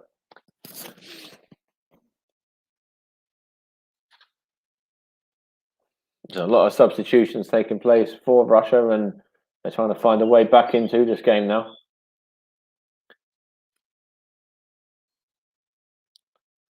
As they just showed the number 5 there, Samanev and Romelu Lukaku.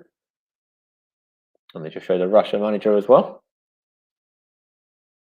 who looks a little bit like he's not too sure what he needs to do or what he can do to help his side back into this one.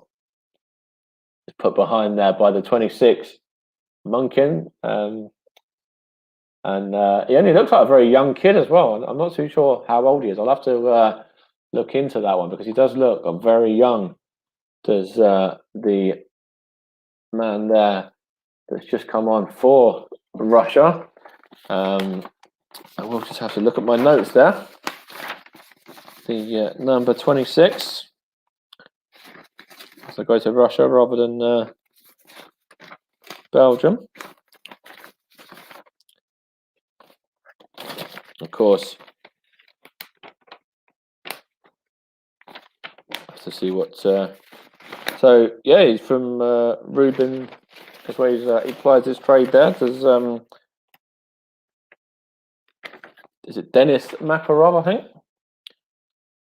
Sorry, no, from Atalanta. Sorry, Alexei Miranchuk is the guy that I was looking at. And he plies his trade, as I said, at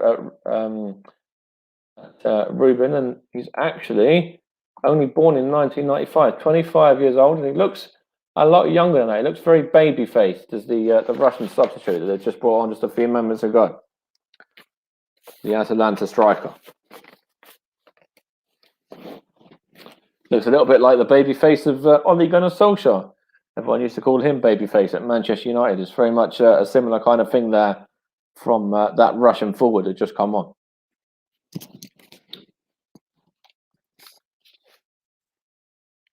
With Romelu Lukaku now. It's the number 26 there up against him as well. The substitute there, Munkin. And he won the battle as well. Sorry, I should say. Sorry, Miranchuk. Sorry, I should say his name is Alexei Miranchuk. It's with Belgium now. Number 15 was the substitute, as I mentioned, of course. Russia have possession. And it's a free kick, is it? Or is it an offside flag there against the front man of Dejoba? I think it is, and Belgium are able to carry on, and they've got possession. So it's with Leonardo Dendoncker of Wolves and playing it across to Vertonghen, and Tielemans there onto Boyata as well. Cedric Boyata, of course. On it goes to back to him again, sorry, and now on to Yuri Tielemans. I was just flicking through some other additional notes here. 68 minutes almost on the clock. We will have in about 25 seconds or so, and Belgium still good value for this 2-0 lead. And it's with Toby Alderweireld now. Here's Yuri Tielemans. And it goes to Romelu Lukaku. Given away. Now with, I was going to say it was with Carrasco there, but it's a free kick for Russia in the centre of the park. Foul on the number 17, Golovin. And it's Russia in possession as things stand with the number 5, the defender playing it down the line to his midfield, and on it goes to one of the. So the number 4 was involved there as well, Kareev, the substitute, and it was Semenov that played the original ball to him.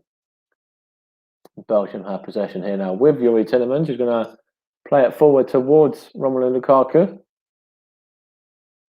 Romelu Lukaku, what can he do here for Belgium? He's going to knock it across to Dries Mertens, and he isn't able to direct the ball to a teammate. Yes, he gives the ball away in the end to Kareev.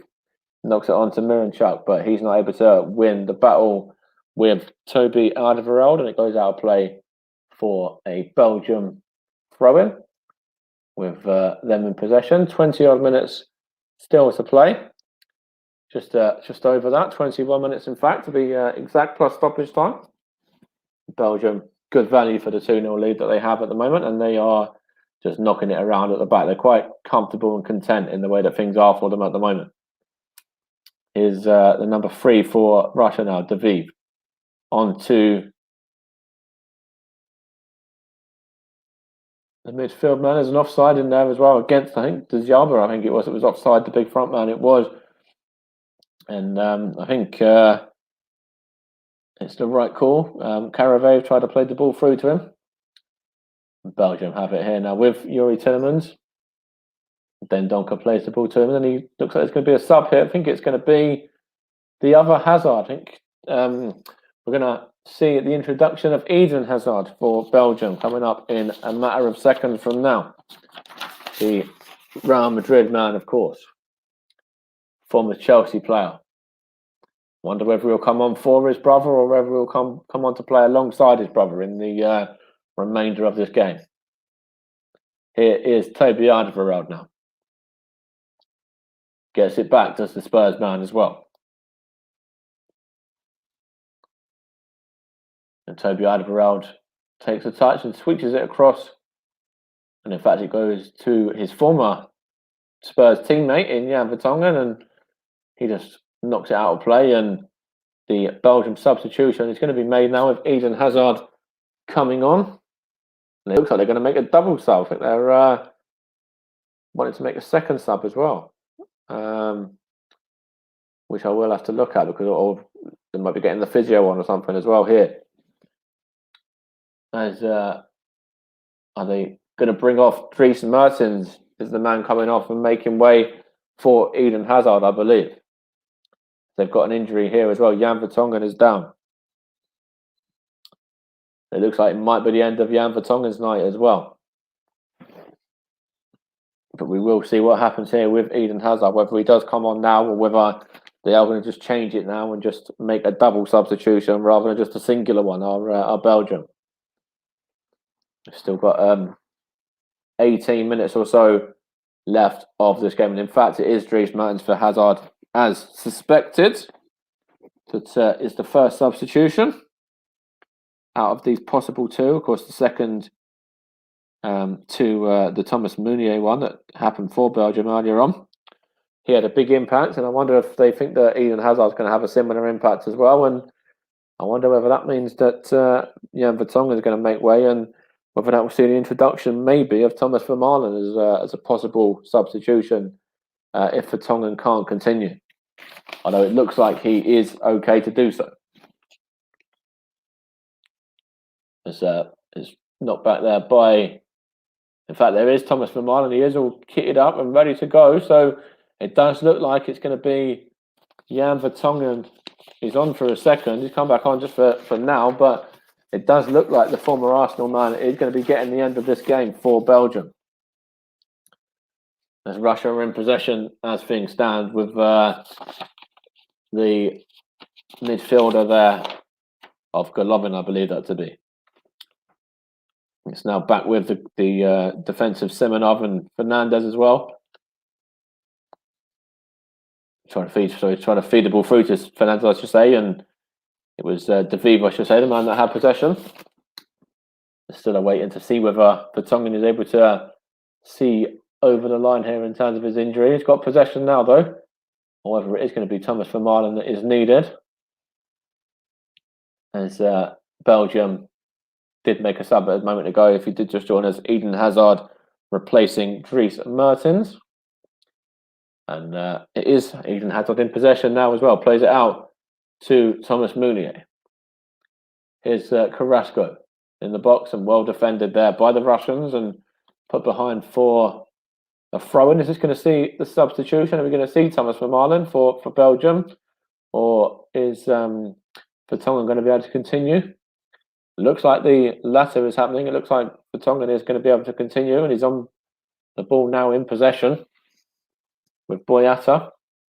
Here's Toby Alderweireld on to Thomas Meunier, and back to Alderweireld once more. And it goes to Yuri Tillemans now.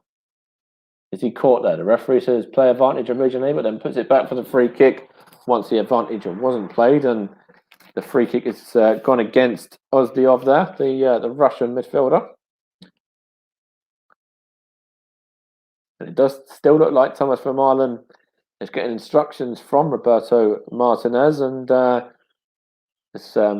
not too sure whether this will be for Vertonghen or whether they're going to make any additional alterations to the original substitution here. As here is Russia now in possession with the midfield number 4 of Kareev. In fact, the left fullback, I should say, Kareev.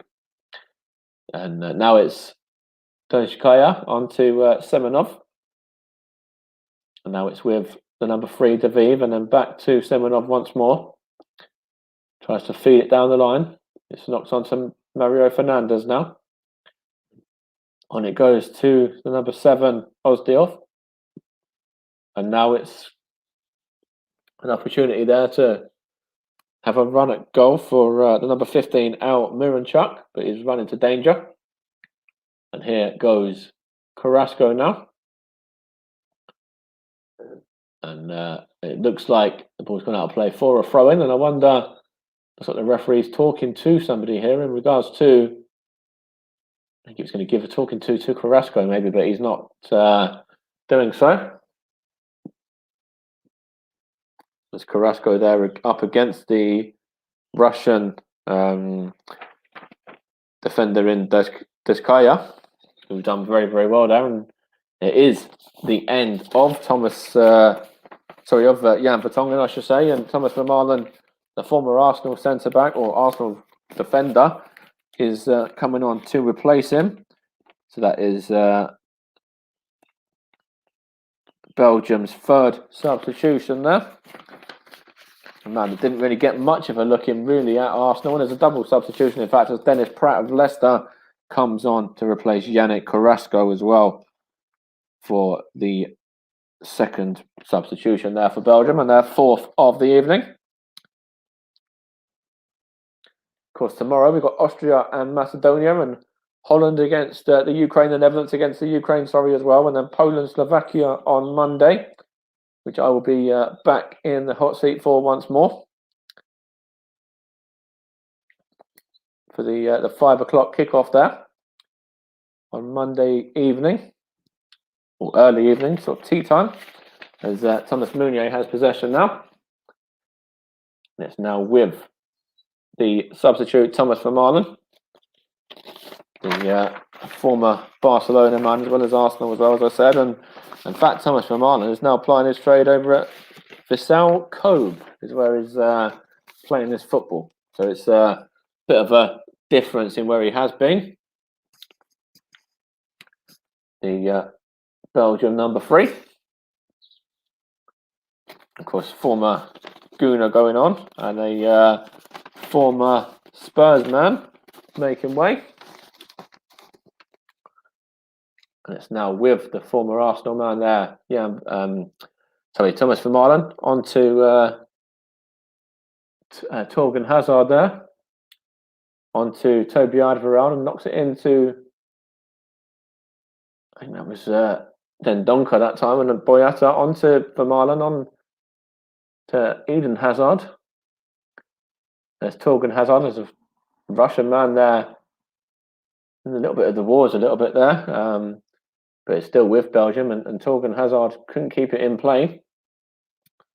As we've got around about 12 minutes left of this opening game for Belgium, and they've certainly put in a good performance so far, barring a miracle. They'll certainly get over the line in this one for me as well. As Mario Fernandez takes the throw-in, it's given away, and Eden Hazard, that's Carrasco now. In fact, it was Tillemans, sorry, I should say. Carrasco made way, in fact, didn't he? It's, Dennis Pratt is involved as well, the substitute. Here's Toby Alderweireld now. Here's Boyata. Here's Alderweireld. It's knocked on there by, couldn't quite see who that was there. The man that tried to knock it on, I think it might have been Meunier, but it's now with Alderweireld.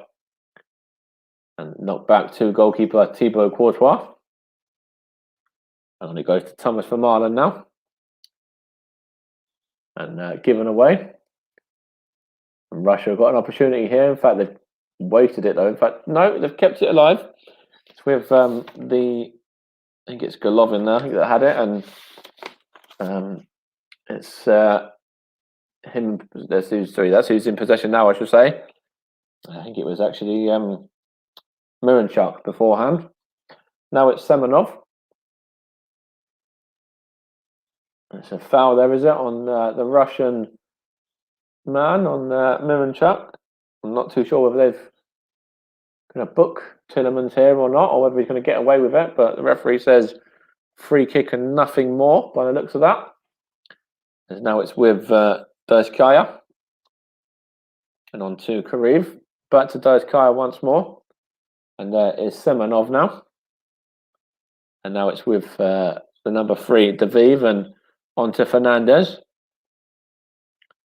Plays it down the line. So there was the number 7, Ozdiev, and the Belgians are able to win it back.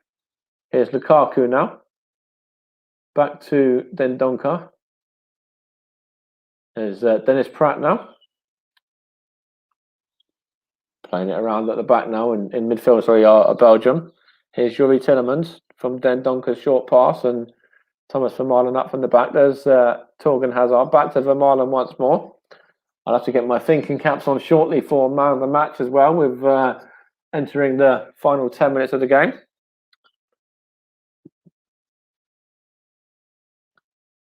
I wonder whether there'll be any more substitutions for Belgium as well before the end of the 90 minutes are up, plus any additional time. As, of course, this is the third game, the third of the trio today, with the Welsh picking up a 1-1 draw against Switzerland, and then the Finland beating Denmark in the other game by 1-0, with Højbjerg missing the penalty for Denmark after, of course, Christian Eriksen going down off the ball and having to be treated for a suspected heart issue with CPR. And of course, great to hear that he's doing well and on the mend. As it's with Belgium once more. Here's Mounier now. Gone behind for a throw-in. 82 minutes played, and Belgium are still 2-0 up to the 2-0 up against Russia here. Sorry, with the 2 goals coming in the first half from Romelu Lukaku and Thomas Mounier of Inter Milan and Borussia Dortmund, respectively. It's Belgium just playing it around with the back line now. Thomas Vermaelen on to Torgan Hazard, and I think there might be another substitution for Belgium about to take place shortly as well. So we'll have a look and confirm if that is the case and who it's going to be on and off. As it looks like there's going to be a free kick here on Miranchuk, I think that was. I just want to see who that was from Belgium there, and it would probably be a yellow card for me. Or was it... who was that? Was it actually Munkin? The other man. Made so many substitutions, it's hard to keep no. It's like you're doing a pre-season friendly. This is meant to be a Euros. We shouldn't be having 10 substitutions from both sides combined. It's going to be whipped in this free kick now.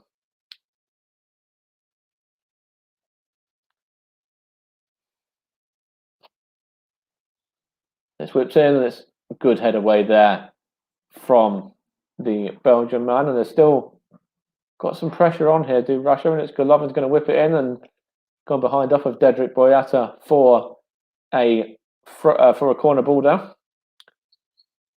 He's done well just to direct that away from danger. That could have ended up ended up anywhere. It ended up the right side of the goal for him.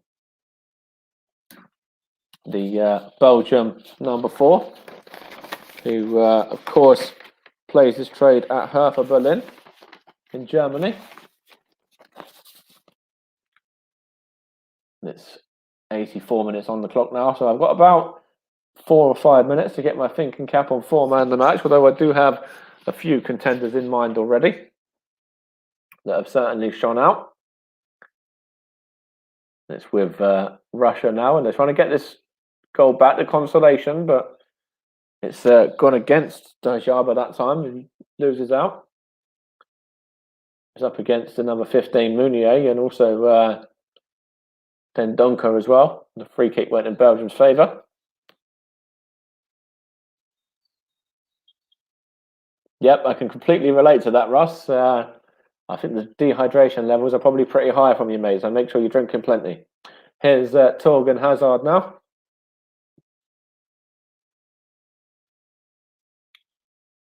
It's gone behind for a Belgian throw, and I just see that there, Russ, so I'm glad that you've got yourself some fluids.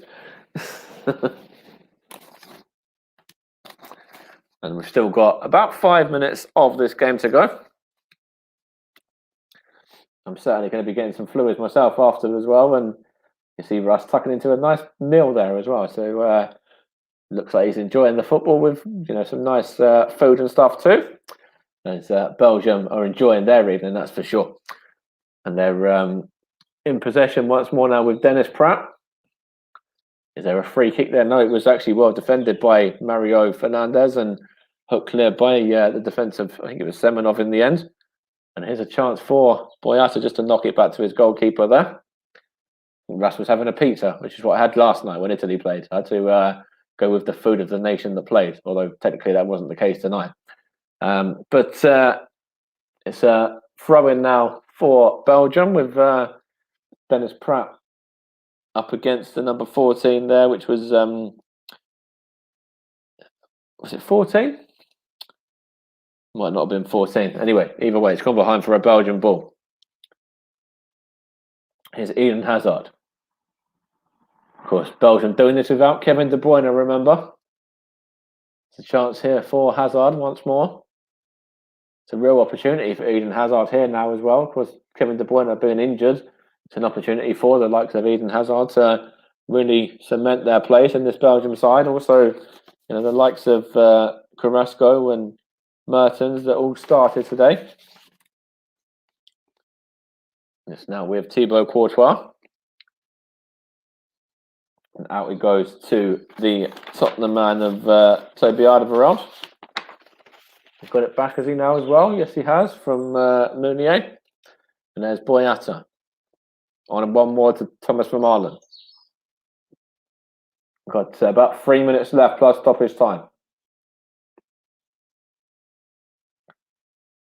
If you look at this game, there's been plenty of candidates for standout players. I think just Yuri Tielemans in possession now has had a good game. I think you have to look at Romelu Lukaku, who's led the line well as well. And, Thomas Mounier coming off the bench played well.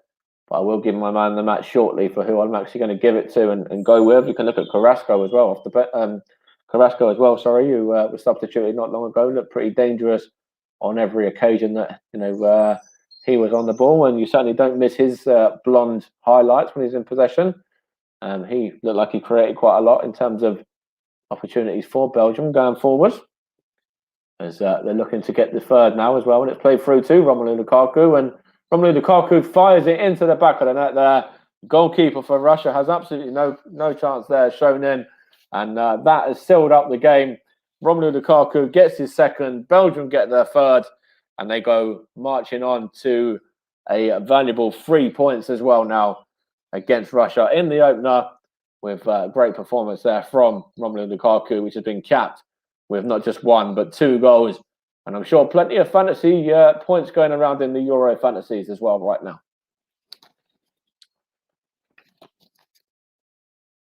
It's a great finish from the former Manchester United and Everton and Chelsea man. He runs over and celebrates with a great celebration there. And Roberto Martinez punches the air and then punches down to the floor as well. And Romelu Lukaku scores his second goal of the tournament. It's a great opportunity for Belgium to get underway with a very good victory and continue this fantastic form that they've got over Russia as well. As I touched on at the start of tonight's programme, before tonight they were unbeaten against Russia with, I think it was 7 or 8 games. I'll have to double check my my stats, but that will certainly add another game on top now. Anyway, with Russia still failing to get a win over their Belgian counterpart. I will just confirm the stats as Russia are in here now and looking for that consolation goal. There's a man down on the edge of the box, and it looks like Boyat is going to go in the book as well. So there's a chance here for Russia. Last moments or so of the game, and I'm just going to say there in regards to Belgium, just going to what I was just saying there, that they do have a very good record against Russia, which we see it being 8 games that they remain unbeaten against Russia in all competitions, friendlies and World Cups and Euros, etc. and Euro qualifying, World Cup qualifying as well. We're about 20 metres out this one from just on the edge of the box, really, for Russia to get this consolation. Thibaut Courtois trying to set his wall up as we're into 2 minutes of additional time. And I will give you my man of the match after this free kick has taken place, and it's the number 15 for it's whipped in by the number 15 there of Al Miranchuk. It's over the top and not troubling Thibaut Courtois at all. The wall jumped. Dennis Pratt and Romelu Lukaku and Alderweireld, etc. all jumped, but it didn't even test the wall. And I think Romelu Lukaku is was just talking to somebody there, and that man on screen, Romelu Lukaku, that was just mentioned, is my man of the match, sponsored by Commentary Services for tonight as well. I think his all-round play has been fantastic. I think he's got himself, 2 very good goals as well. Great start to the tournament. So for me, the Commentary Services man of the match has to go to Belgium's frontman, the number 9, the talismanic Romelu Lukaku. So looks like his side are going to go on and win, and he wins the man of the match award from myself as well for this evening's game. He put in a very good performance as well, did the Inter Milan forward. Certainly might put a few more million on his transfer kitty if anyone wants to come in for him. The likes of Chelsea that are being rumoured might have to spend a little bit more to sign him up now after this performance. A very good performance it has been as well. Here's Yuri Tillemans now as we enter the closing 4 or 5 seconds of the game. And it is, in fact, now a full-time score as well, as Romelu Lukaku there says his prayers. And as you see, that the Russian players all dejected there as well. But Belgium are victorious. They've started off the tournament. You see Boyata there praying to the Lord and praying to God as well, and saying that was he's very pleased with that performance. So, yeah, for me, Romelu Lukaku, man of the match.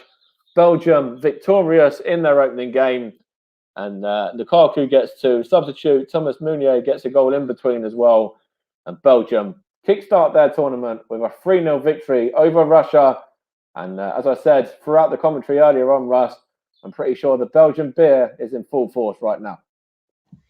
Yes, I think it will be, Mike. I think the Belgian beer will be in full flow right now, a full force across the nation after seeing their side wipe the floor with Russia by 3 goals to 0. Romelu Lukaku with a brace and a goal off of the bench for Thomas Meunier. Belgium all 3 points. And Mike, throughout that game, I'm not sure about you, but I don't recall Thibaut Courtois having to make a meaningful save. I think he was sat there throughout the game. They only had 1 shot on target, and he only had to make that. But apart from that one on target, what work did for you, man? What work did Thibaut Courtois have to do today for Belgium? I think the most that Thibaut Courtois really did tonight was put his kit on. Other than that, bar that one opportunity, he had next to nothing to do. So, yeah, that one opportunity, I don't really even remember it, to be fair. So, in large, I think, as I just mentioned, I think all that Thibaut Courtois really did today was get himself dressed and ready for the game. That was about it. Yes, and also, man, with regards to Thibaut Courtois as well, he didn't. He wouldn't have had backache. He could have had a deck chair out there tonight, and he could have just sat there with a deck chair, feet up, just watching it as the game went on. So it'd be interesting to see how he goes on going into the rest of the tournament. But going on to your man of the match now, you gave man of the match to the man who got a brace for Belgium in Romelu Lukaku, Inter Milan's Romelu Lukaku, may I add, Mike. And you touched on well, good performance there, but were there any other reasons why he stood out for you more than any of the others? Just for example, Yannick Carrasco, I know you mentioned as well. Possibly you with Tillemans, thought he had a very good game today as well. So why, for you, Mike, did Romelu Lukaku get man of the match other than his two goals? Yeah, I think his overall play was really good. Really, I think in terms of his hold up play, some of his build up play as well. You know, bringing his teammates into play. I think overall his performance was very good. Not just because of the goals. I think a lot of other factors, factored into that decision as well. So, yes, I did mention the likes of Carrasco with Atletico Madrid, Tillemans, of course, played his trade at Leicester City in England. Were both up there, and options that I could have gone with. But I think Romelu Lukaku, for me, got himself a couple of goals, and that kind of goes without saying that he has to be in there for an honourable mention at very least. But I think his work rate and the fact he was, bringing his other players into play as well, really kind of swung it in his favour for me. Yes, he did have a very big part to play throughout the game, Mike. And Russia, as we already alluded to, one shot on target, had 5 attempts in the game, 3 off target, one blocked. And like you, Mike, I can't remember the shots they had on target. And just looking at the distance covered in kilometres, Mike, tonight, Belgium, 111.0 kilometres, whereas Russia, 115.1 kilometres. So, despite losing 3-0, Russia ran more than their opponents in this match. And if Belgium aren't outwinning their opponents and they can play in their first or even second gear, Mike, what does that tell the rest of the teams that they've got to play? What does that say to the rest of the squad and rest of the group that they've got likes of Denmark and Finland? What do you make to that, Mike? Yeah, absolutely. You have to look at that performance from Belgium, and I said it.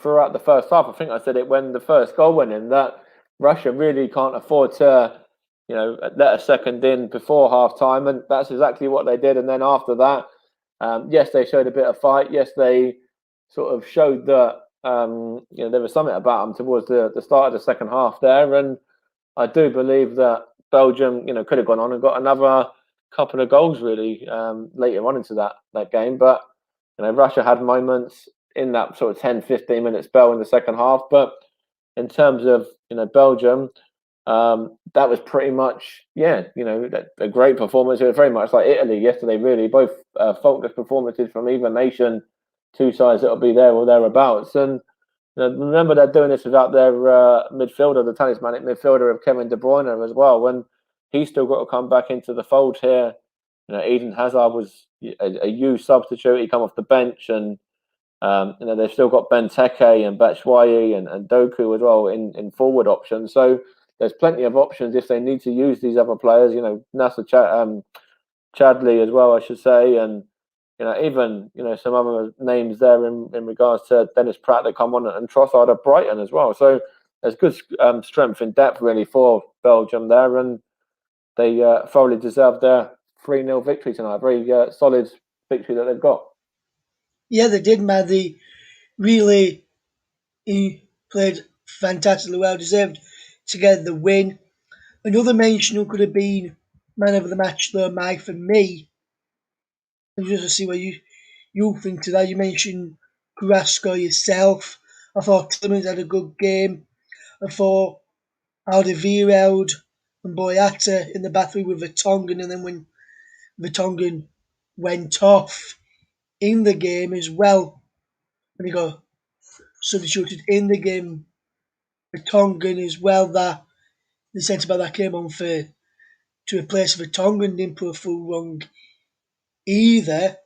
So it'd be interesting to hear, Mike, what you think to the performance of Toby Alderweireld, the Tottenham's Toby Alderweireld, should I say.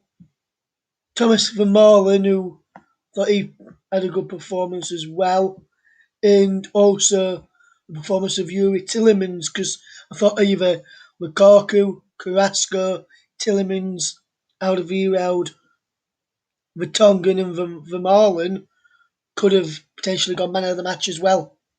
Well, remember, Vermaelen was only on for a short while as well, and I think he come on and he actually didn't put a foot wrong. Really, the former Arsenal man that's now playing his football out a very different level. If you look at the likes of Boyata, played his football in England at Manchester City. He played at Bolton Wanderers on loan as well.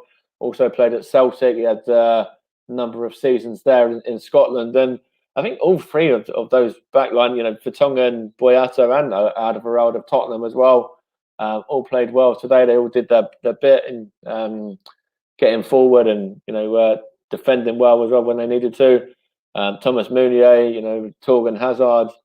There's a lot of these Belgian players that deserve a mention. Then Donker, you could probably go through most of the squad, most of the starting lineup, to be fair, and think, did anyone really put a foot wrong?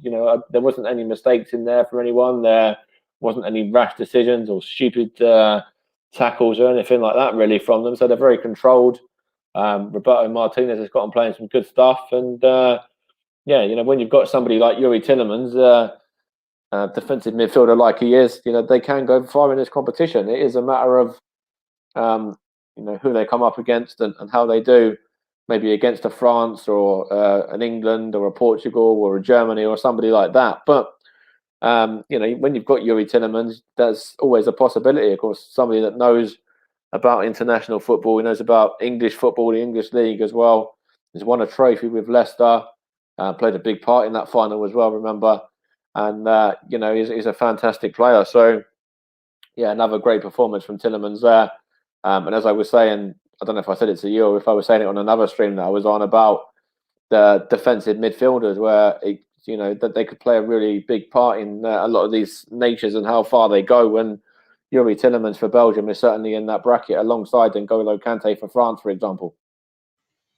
Yes, and I've just been hearing, Mike, a bit about that Denmark game, which was finished playing earlier today against Finland. No pun intended there when I said finished earlier on tonight against Finland.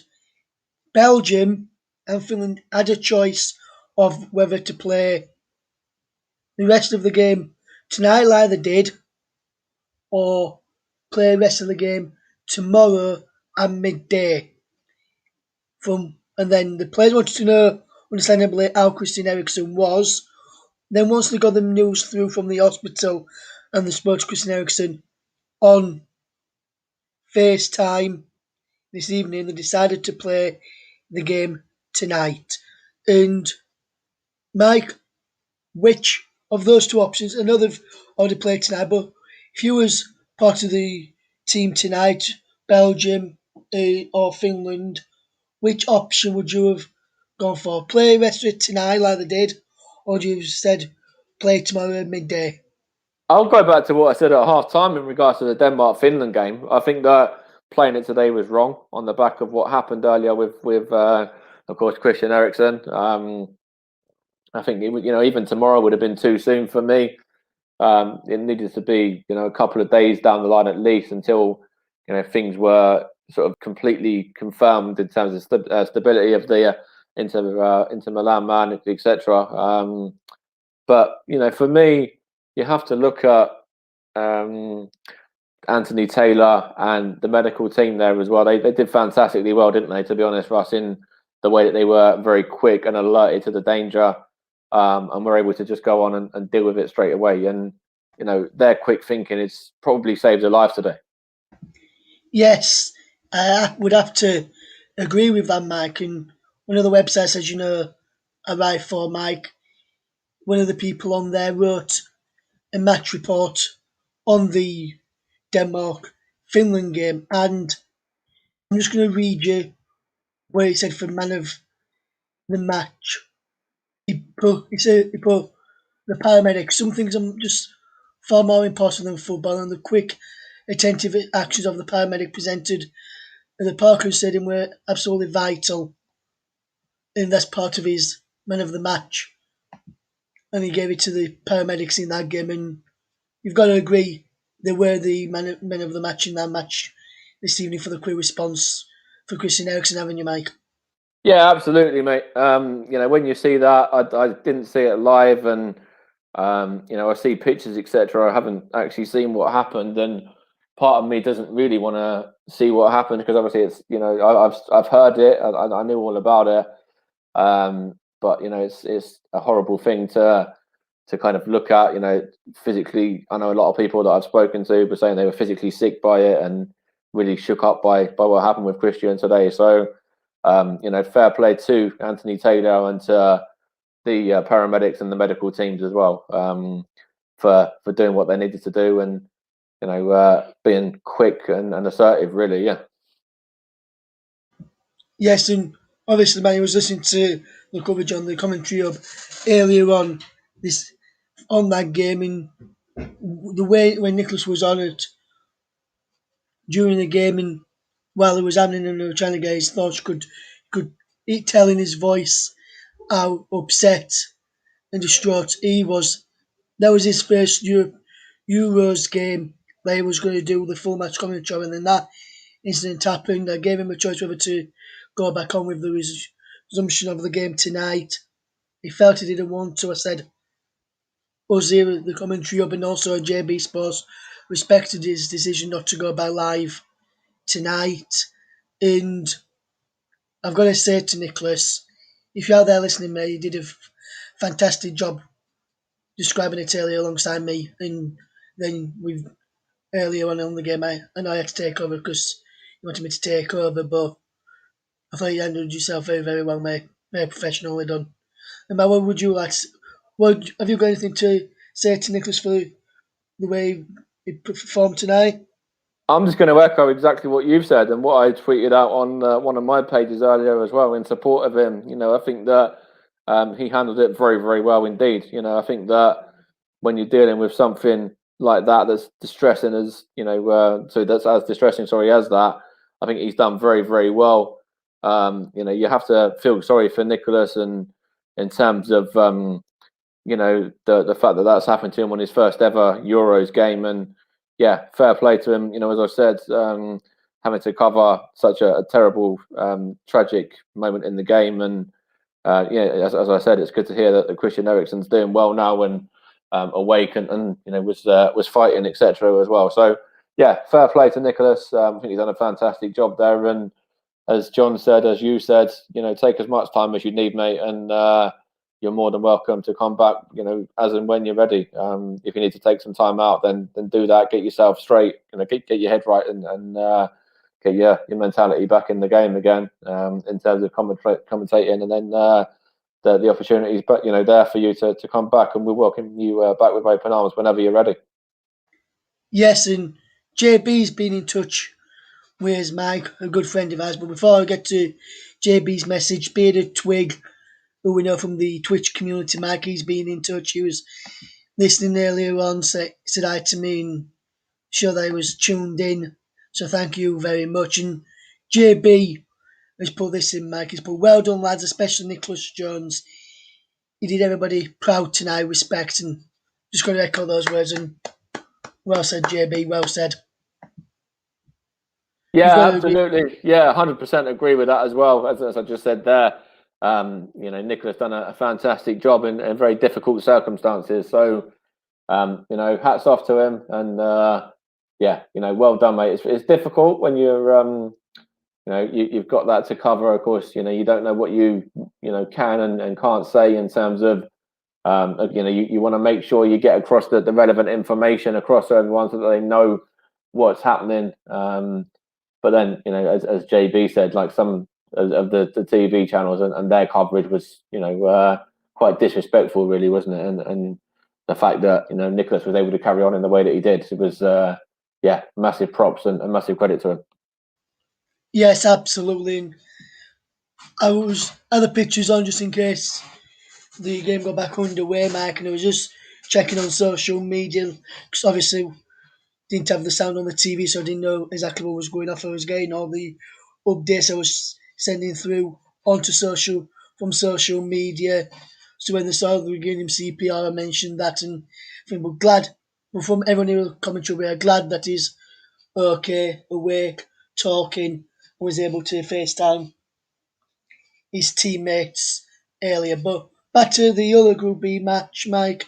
Belgium are some force to be reckoned with. We're going to finish this here now, and just want to say congratulations once again to you, Mike, for brilliant coverage this evening. Just want to say thank you to JB for some excellent coverage earlier on alongside Justin Knight making his debut. And Mike, I'm not sure if you've seen, but Justin Knight said he was nervous tonight doing that coverage, making his commentary up debut on, and follows on Twitter Commentary Live 1 to get all your updates on when we're going to be live and get all our streams from there.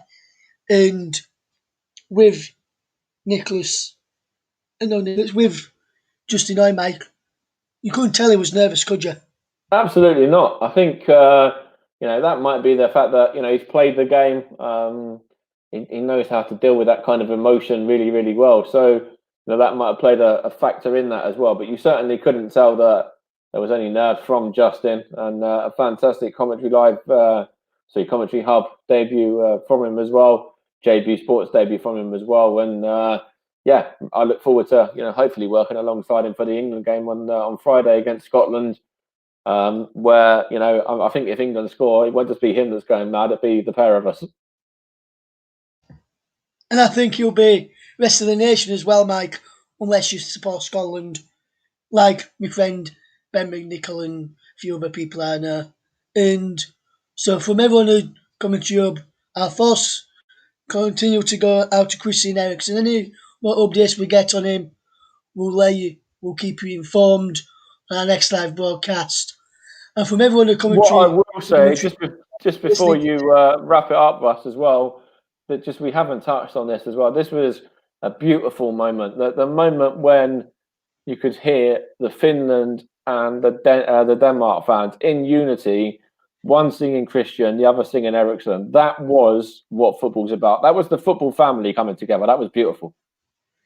yes, it was, Mike. And I'll, since you've since you've spoken about that, Mike, what I'm going to do to end the stream to show him our support as well. What I'm about to do now, guys, is play you some of that clip to finish off with, and this is from earlier on while they were waiting for news on what was going to happen in that game. This is the fans from the game.